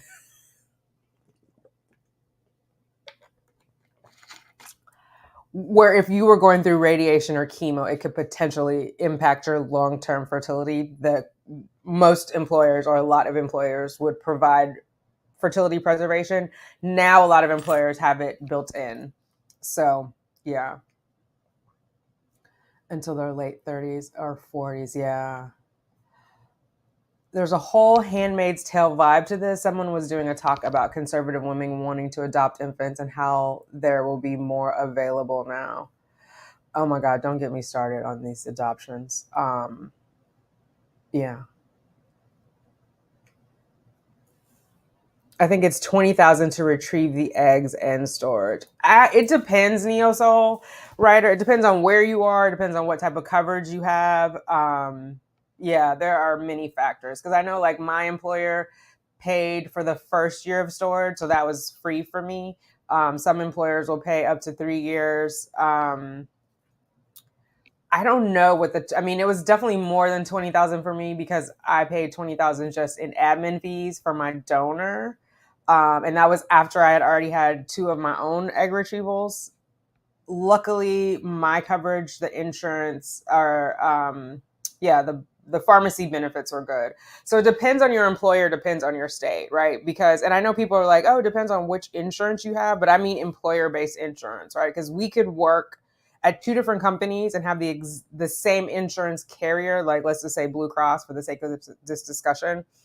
So say I work at Sam's Club and you work at Starbucks, like let's just, and we both have Blue Cross. We could still have different benefits because I think sometimes on the internet people are like, at least in the chat rooms, well, who's your insurance like provider? But your company dictates what insurance is provided under that, right? Because I know there's at least one TTC sister who had the same provider that I had, but had different coverage.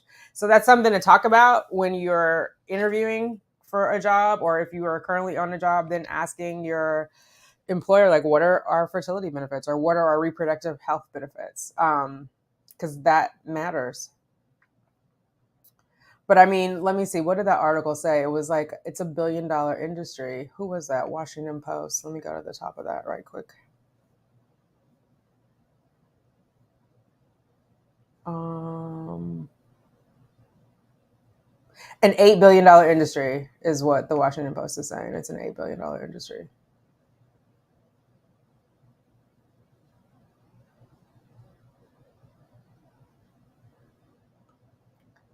Let's see if I can get this.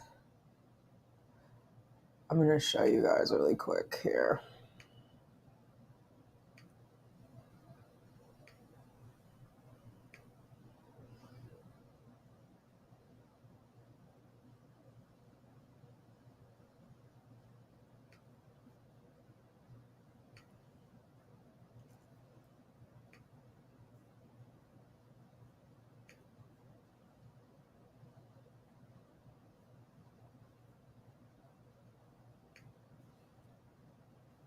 Okay.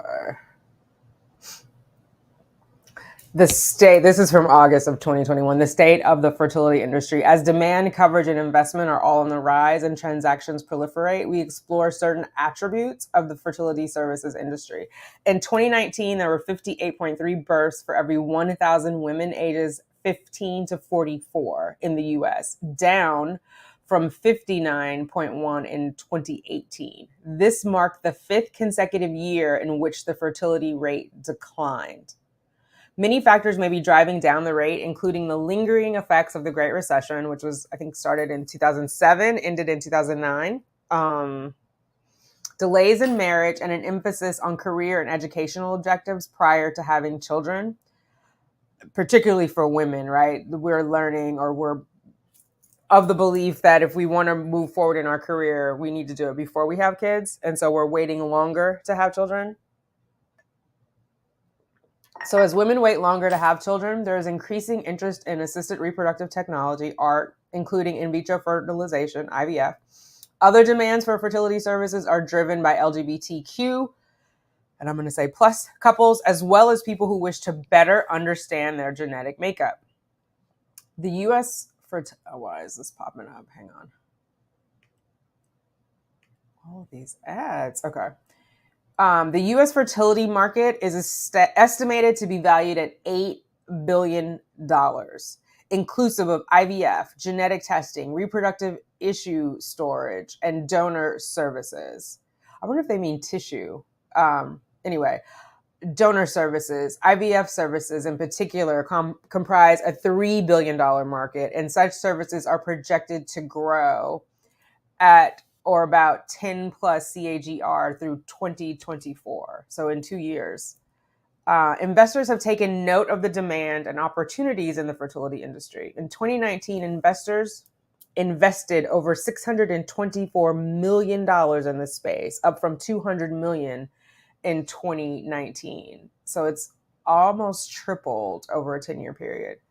Investments have occurred with respect to art-dedicated clinics, broader women's health clinics, fertility benefit companies, wearable and technology providers, lab testing companies, fertility finance companies, and telefertility providers. It's a whole industry, y'all. Regulatory issues. While most consumers pay out of pocket for fertility services, there are a growing number of insurance payers that will provide coverage, as well as growing numbers of employers who will offer fertility benefits. The percentage of employers covering fertility medications, IVF treatments, genetic testing, and egg harvesting, freezing services are all on the rise. I don't know, egg harvesting. I know that's what it is. It creeps me out. It sounds very sci-fi for me. But this is a big thing when you go in for jobs now for employers to be competitive. A lot of the big, at least the Fortune 100s, are offering comprehensive fertility benefits. So while most fertility clinics do not receive reimbursement from Medicare, it is important to determine whether any governmental reimbursement is received, particularly in light of the growing focus on state Medicaid coverage for fertility services. Any federal government payment, directly or indirectly, would open up potentially catastrophic federal False Claims Act liability. And of course, many states have all payer statutes that would impact the activities of cash pay fertility clinics. In addition to potential liability related to billing and referral, I don't think that applies. In addition to existing laws, certain voices are calling for increased regulation and oversight. I do believe we need at least oversight. I don't know about regulation, but at least oversight. Yeah. So, yeah, the plans can vary based on employer, which is why it's a good thing to talk about, which I think the more we normalize people needing fertility treatments, the easier it is to talk about it. Because I think some people would be afraid to talk about it in a job interview, but you're really interviewing the person in the company just as much as they're interviewing you, right? But people might be like, oh, they think I want to have a baby, so they won't hire me, which is not legal. But I'm not going to say that people aren't biased. Like, I'm not that naive. But legally, they can't not hire you because in the future you might want to have a baby, but you'd have to prove it. So I understand the hesitancy to mention that during an interview, but I also think we have to normalize it at some point. I believe that price because there are fertility coaches that charge at least $2,000 to $3,000. What's a fertility coach? $2,000 to $3,000 for what service? I'm paying like Braverman $4,000, and they're actual doctors to help me with this next leg of it. That's a lot of money to be charging somebody who's already struggling, because it's not easy. And normally, if you're having real fertility, I don't want to say real fertility, I don't want to diminish anybody, but if you're having significant fertility issues, meaning it's been going on for a while, you've already spent a pretty penny. So I'm concerned about these fertility coaches. What does that mean? Are they licensed? What are they doing? I need answers, Neo Soul. I need answers.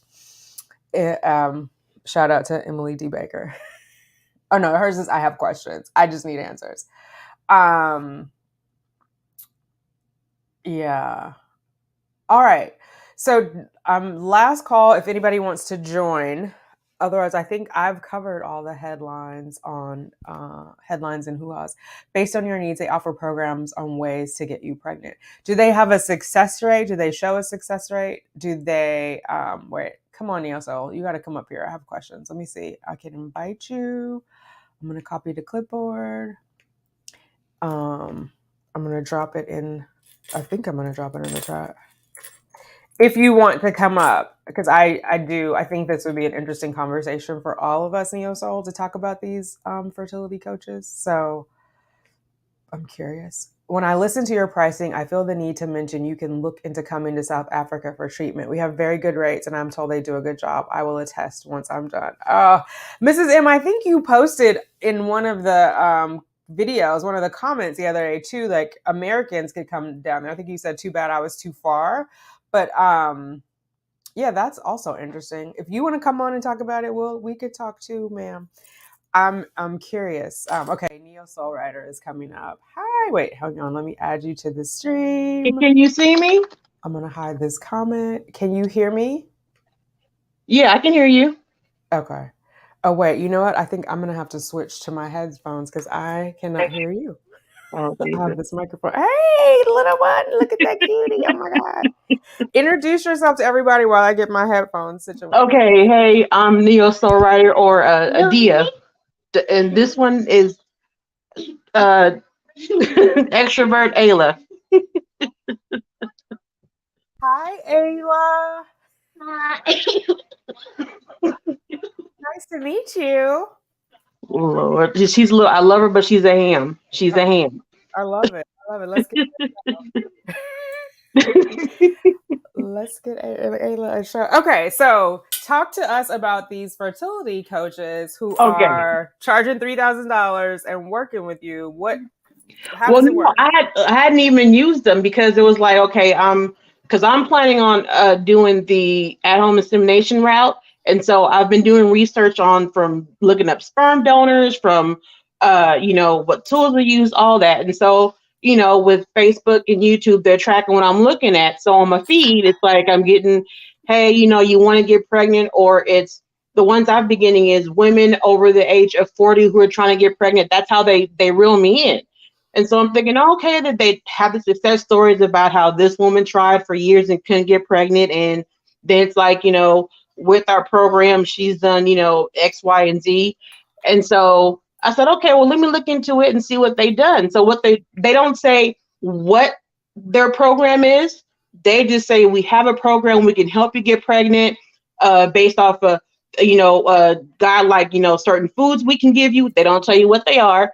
Certain medication if need be, they don't tell you what it is, but it's like, well, hey, and then the next email will be, well, we have a discount, and the discount is $2,000. That's a discount. What? Oh wow. And so like I'm getting upset because I'm on the same, like, it's like you said, the fertility alone of couples, women, it's expensive alone with or without insurance. And so to me, I'm like, whether you're a doctor or not, I feel like they're taking advantage of women who are looking for any way to get pregnant because they're thinking, okay, well, I can't do IVF, but I could do this program. And even then, the program's not, so you're, again, $2-3 grand minimum, but you're not guaranteed to get pregnant. They're just saying, we're going to help you, but it's still not guaranteed. Because like I said, even with the insurance, like I said, even with IVF and stuff like that, you're still not guaranteed to get pregnant. So it's just, right. But they're popping up more and more. Wow. I would, totally my opinion, I would steer clear of them. If they're not giving you like an ultrasound, doing any blood work, doing anything like that, not giving you targeted information based on your body and your statistics, I think that's dangerous. They're giving you general information, which quite frankly, you can get from a book. There's a lot of good books on fertility. Like when I first started this journey, I read a lot, like, some books recommend the Mediterranean diet, which is supposed to take care of inflammation. But you also can advocate for yourself and just go to your regular OBGYN or even your general practitioner and get your blood work done. Look at your prolactin, look at your thyroid, the TSH, because sometimes it's elevated and there's a different criteria for your thyroid to be in when you're trying to get pregnant versus when you're not. It actually needs to be lower. Get some of that basic stuff done. But I think a lot of it you probably can figure out on your own. And then you just need somebody to talk to. You can call me for free, honey, or email me, Tanika at simplytanika.com. Because some of it I think is like therapy. It's like somebody to talk to is probably what they're charging for. But that's ridiculous. And you're already on, you know what I mean? Like, and no insurance covers sperm. And the baby is there. But, no insurance covers the male baby making part of it. And the shipping and all that. That's expensive each time. Yeah. I mean, I think it could be like, well, depending on how many vials, but even to ship it out, they charge like $200-$300. You know what I mean? In addition to like $900 to $1,100 for a vial. So that cost can add up. So in my opinion, now if they have these high success rates, but I'm just curious, like how can they do that and they don't see you in person and they don't do blood No, work? like I said, they're not. Like I said, they're not even posting like quotas. It's just they have one story. They have, like I said, it's like it's certain emails you get, and the emails I've been getting is like they tell a woman's story, how she's been having trouble, and then they say, well, through our program, we were able to help her get pregnant. And so so I'm just like, and I had, like I said, I had gotten 3 of them. And so, I had to go ahead and unsubscribe, but that's basically what they're doing. Is they're saying, hey, we can help you, but we can help you for this much money, when it's a lot easier and more efficient. Just go ahead and get the research from your doctor or doing your own research. I know the internet could be scary because it's like, too much information can sometimes be a bad thing, or like you can get overwhelmed mentally because of it.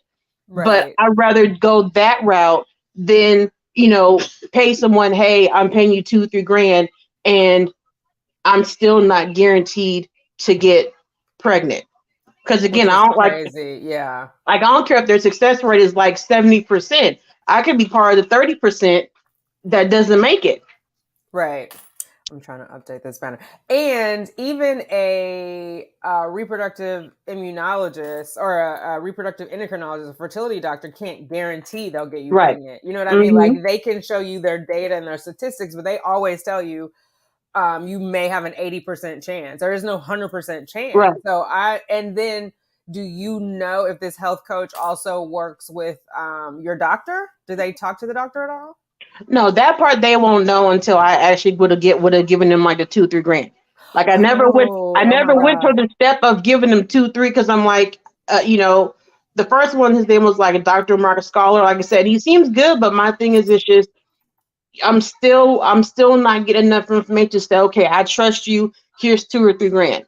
Yeah. So I wonder too, because the fact that they require you to take the money without any stats, because there could be, I mean, obviously I'm not saying you, but they could be potentially talking to somebody who doesn't have the possibility of having a child, or like maybe they had a tubal ligation or whatever else, and there's extenuating circumstances. So it just seems a little suspect that they're like, well, we're not going to talk to you about it till you give us the money, because they could just take the money and run and be like, oh no, I can't really help. Like, is there a refund policy? I never got that far into it. The price alone was just like, you know what? It was enough to steer me away. It was the price alone enough to steer me away. But like I said, it was just because, like I said, the first one I said, okay, no, thank you. And then, the 2 other ones, like I said, I would look into. It was just, I got more and more upset because I'm thinking of like, just women in general. Like I said, couples or non-couples, it's hard enough. Like, you don't know you can't get pregnant until you're actually trying to get pregnant. Right. Like I said, and then, same thing. I'll tell you this, everyone's had the same story. They tell you in sex ed that, you sneeze and boom, you're about to, have a kid. And then it doesn't happen. It doesn't happen that way. It's like, oh, well, what was it? That not sneeze. I was told kissing the forehead. Okay. And clearly that's not how it goes. Yeah, but it was like, oh, don't kiss no on the forehead, or your pencils. Okay, they're hold on. Here you go, Peanut. No, but it was like I was told, okay, you kiss a boy, you get pregnant. And it's like, well, that was the case, I would have got pregnant too many times over.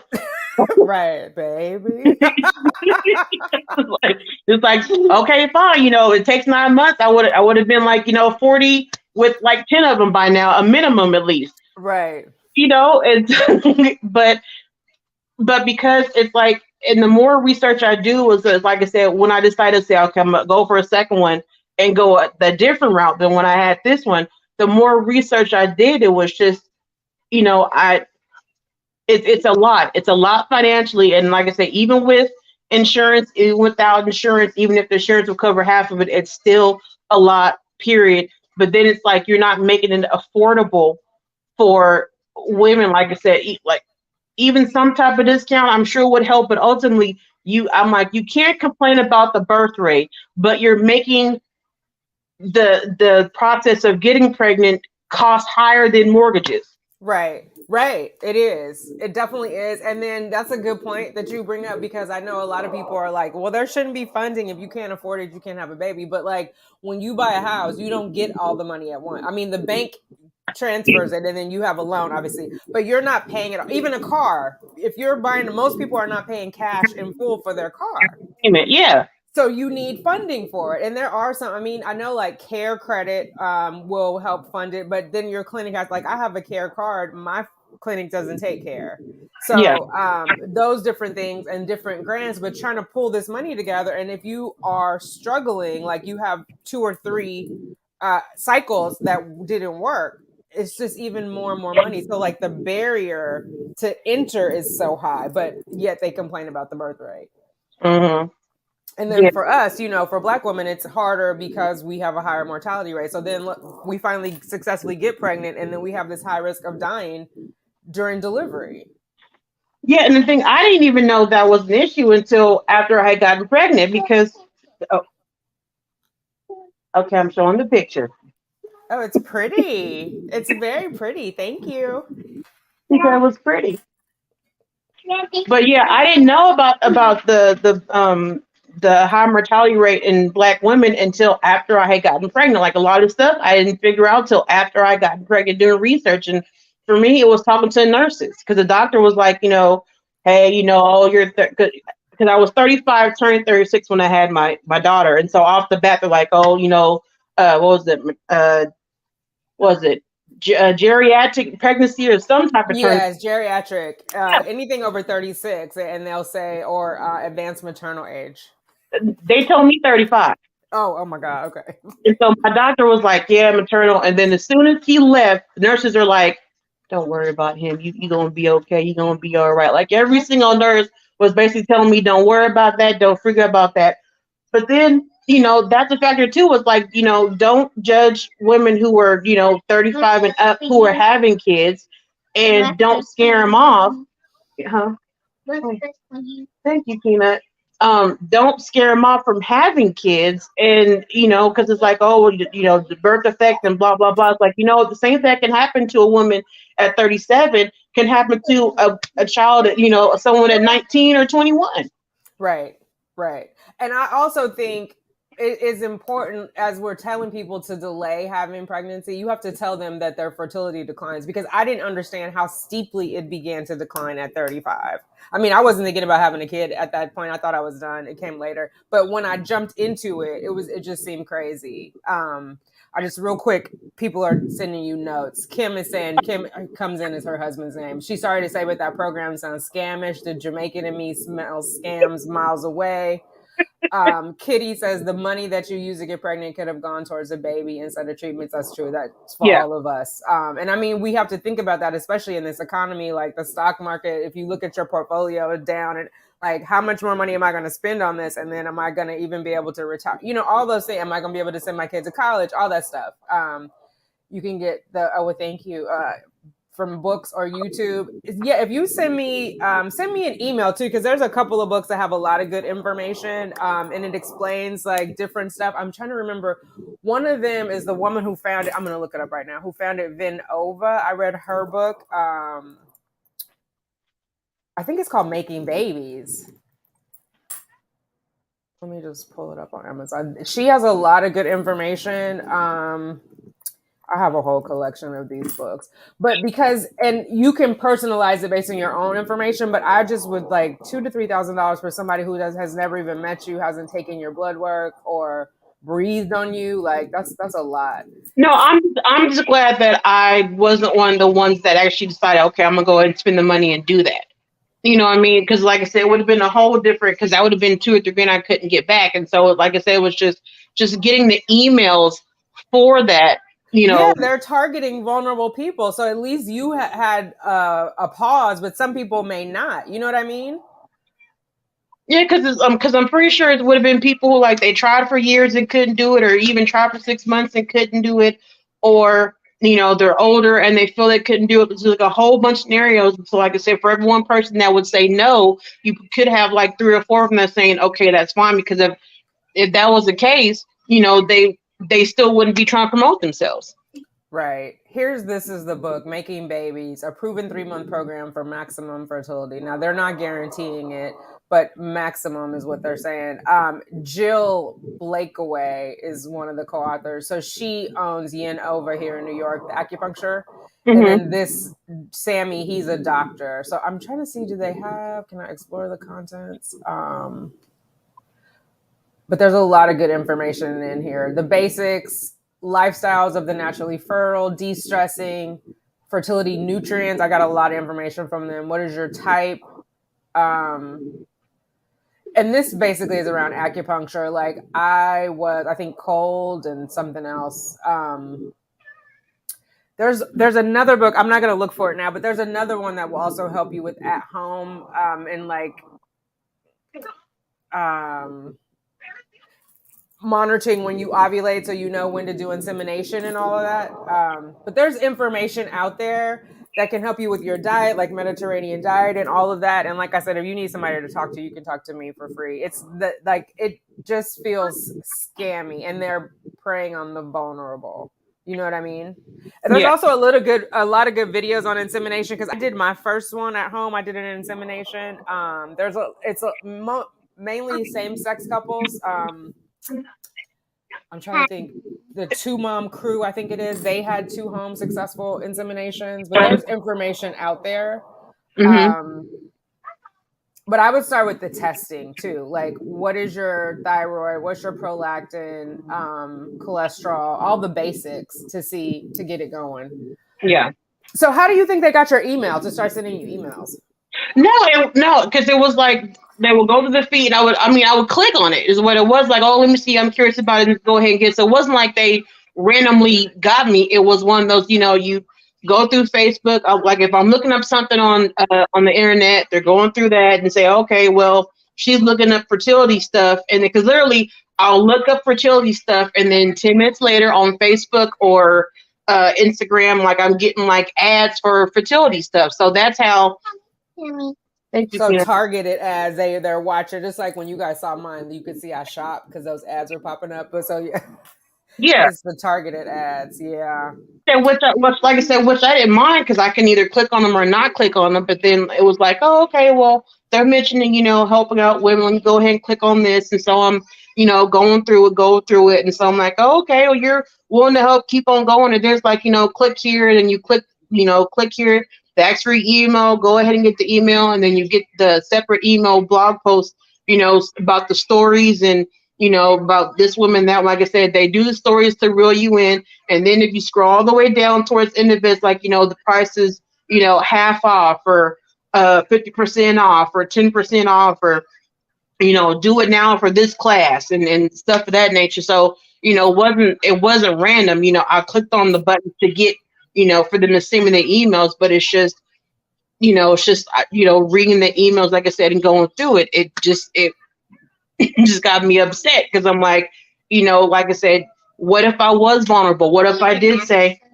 okay, Peanut, what if I was vulnerable? What if I did say, okay, I'll go ahead and invest this 2-3 grand and maybe it could help, maybe it couldn't help, but you're not giving me enough information for me to say, hey, this is worth me investing 2-3 grand into. Because even the artificial insemination at home, you know, that's Is still expensive. it's expensive, but the thing is like I said, like you said, nothing is 100%. I don't care if you go natural. I don't care if you go IVF. I don't care if you find the most, whatever celebrities do it. I don't care if you find their doctor. It's still not guaranteed 100%. Right. Right. Oh my goodness. It's a lot. And some people could be desperate and want to do it too, right? Because there are some people I've talked to is like, oh, my husband's going to leave me if I can't get pregnant. And so they're willing to pay to do anything. Yeah. So it just kind of ticks me off that they're kind of preying on people who might be in a vulnerable position. Yeah. Janaea says, fertility is a multi-billion-dollar industry. It's hard to feel like these practitioners actually have your success and best interest in mind. Yeah, it is hard. I will say, Janaea, though, part of their own self-preservation is in you becoming pregnant because they have to show their rates, right? And meaning their success rates. And so if their success rates are low, they're going to lose business. So I'm not saying they care about us as individuals, but as a statistic, they care for positive pregnancy tests. The REs do. I don't know about these coaches, but yeah. Mimi says, I agree, it's very costly. I use Barbados Fertility Clinic and brought my meds from Turkey. Okay, Mimi, we had Jada on the other night talking about her experience in Barbados. I wondered, because I think she said some American pharmacists won't accept the prescription from Barbados, but yeah. What is this, Dominique? The sad part is I still pay to do things that I know is not a guarantee, but I'm desperate. Yeah, Dominique, a lot of us do. And that's what's annoying about these fertility coaches. A lot of us still pay for it because we're hoping, and you never know. It might be that one thing that puts us over the edge. So, yeah. Oh my God. So, Neo Soul Writer, have you done an insemination yet, or where are you in your journey? Not yet. I'm still like, was trying to get the health together to make sure I could. Like I said, she's turned 5, so starting this year, probably next few months, I'll go ahead and get that. Look. Some people want their kids back to back. Mine had to be at least potty trained, and so Right. it was okay. Grad school was coming up, so let me hold off on that. So yeah, to be honest, I wouldn't mind if she was 7 if that's when I got pregnant. Like that was the case. Like for me, it's like, hey, if I'm meant to have another one, I'll have another. If I'm not, I'll be at peace with it. But a minimum had to been at least potty trained at least. So there wasn't going to be no, I'm getting diapers, I got pull up one and then diapers. Because my cousin was going through that. And I'm like, well, he's like, man, we got a whole bunch of diapers. I'm like, well, you know what? You had the first one. You could have held off on the second one. Again, because in heaven help me if I have twins. It just, if she would have had a twin, I would have been done. I would have been done. Right. Because like Oh my goodness. And you said you're going to grad school too? Congratulations. I'll Oh be my done goodness. in November, and then that's it. I'm stopping the grad school. That's about it. But my thing is with all that going on, couldn't just say, okay, I'm getting 40 soon, and let me go ahead and have another one. It's like, well, I wasn't financially ready to do that. Right. So Right. and again, I love her, but I didn't. My plan was to adopt. I was going to go ahead, be a single mom, and adopt. Oh And wow. the stuff you do to get a kid, I came out of retirement, and I got that one back there. Not out of retirement. Did you retire to hoo-ha? Yeah, I mean, it was like I was tired of the BS. I'm like, you know what? I'm not going to do nothing. So as far as my eggs, you know what? Let me just go ahead and adopt, so my eggs could do whatever they were going to do.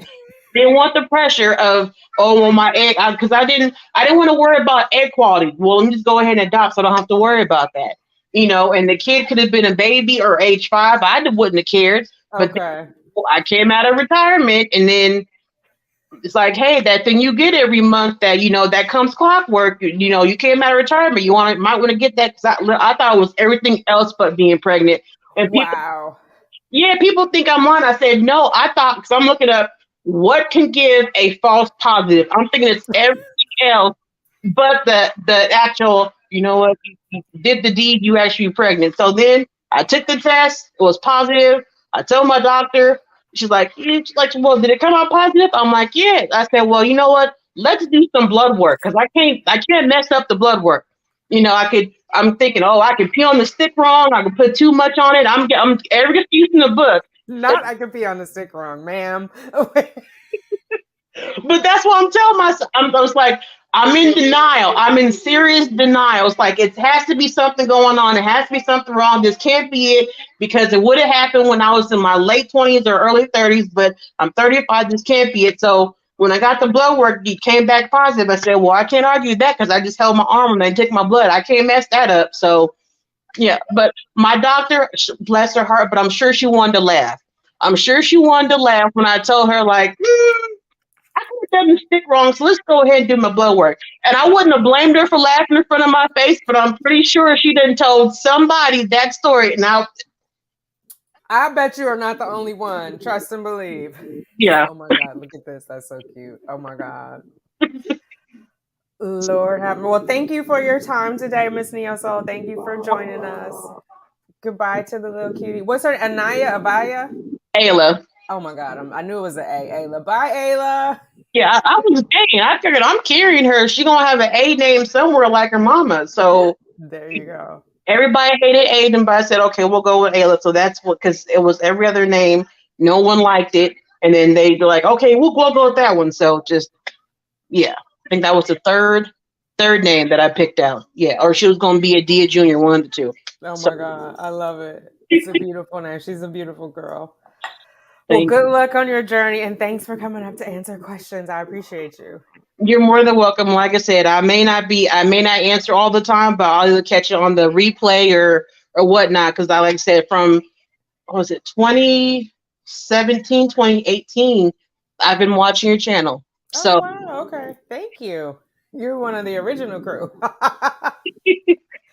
All no, right.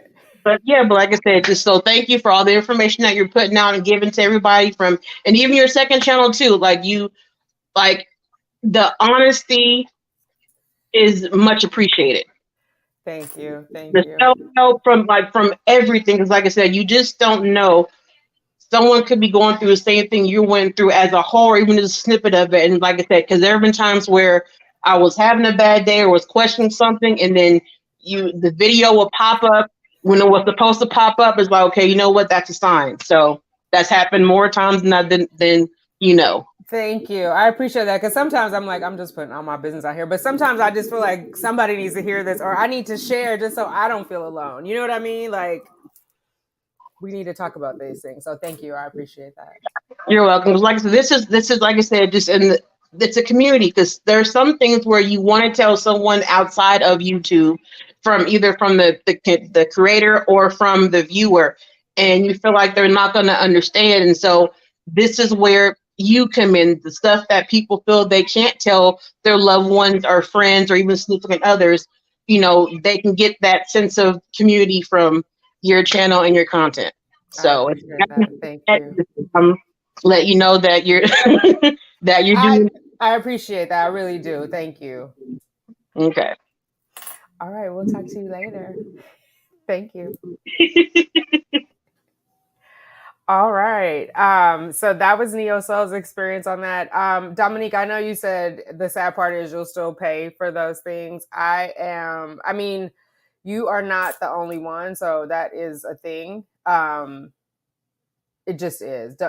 Show yourself grace, give yourself grace, and try not to judge. When I had a second opinion consult, Shorty P98 says, with a well-known fertility doctor, didn't cost more than $1,000. That's a bit much. Yeah, my second opinion was actually free. My employer has this contract with Grand Rounds, and they found a fertility doctor out of San Francisco, UC San Francisco, that came in, which I thought was helpful because I think my doctor was a little annoyed by it, but if nothing else, it affirmed or reaffirmed what I thought. And so, because sometimes I was like, am I just so in love with Dr. McConnell that I'm willing to believe anything? Like, let's just get a second opinion and see. Or is there something that is outside of her wheelhouse that she's not thinking about? So I think second opinions are definitely good. They pad their pockets based on the desperation of people trying to build their families. Yes, yes, yes, yes. And I feel like there's a lot of snake oil salesmen out there, Janaya, because of this, because they know we're desperate. And even because we're spending so much money, we'll justify, well, what's another $100? What's another $1,000 in comparison to how much I've spent? If this 1,000 is the 1,000 that gets me to my baby, it was worth it. And so a lot of people prey on that. Oh, I missed this while Neo Soul was still on, Jonea. Baby J. Neo Soul Writer speaking truth, safe community on this journey is so valuable and important. Yes, it is. Oh, thank you, Dominique. I love y'all too. You guys have no idea. I'm glad to be back. I had to take care of my mental health, but I'm definitely glad to be back and have positive reception. So I think that's it, y'all, for headlines and hoo-has. Like I said, next week we'll cover the tampon shortage and how you can work around it. I think I want to do one on the mortality rate for Black women specifically. I'll cover women of color, but mortality rate is really an issue for Black women in America. And injuries, and the Serena Williams issue is a great instance. Like, she's a world-class athlete, and was saying, obviously she knows her body and is saying something's wrong, and they're still trying to poo-poo her. And I often wonder, like, because her husband is white, maybe him being there forced them to, whatever it was. I'll do more research. I don't want to speak out of turn, but that I'm just being honest. That's a thought that crossed my mind. But so next Sunday, we will do the tampon shortage for headlines and hoo-has. And then the one after that, we'll do the mortality rate for Black women during pregnancy and delivery. If you guys have any other ideas, anybody on the replay crew, if you have ideas for headlines and hoo-has that you want to talk about or do a deep dive and a chat about, let me know down below in the comments, and we will definitely get to it. Until next time, you guys, I love you.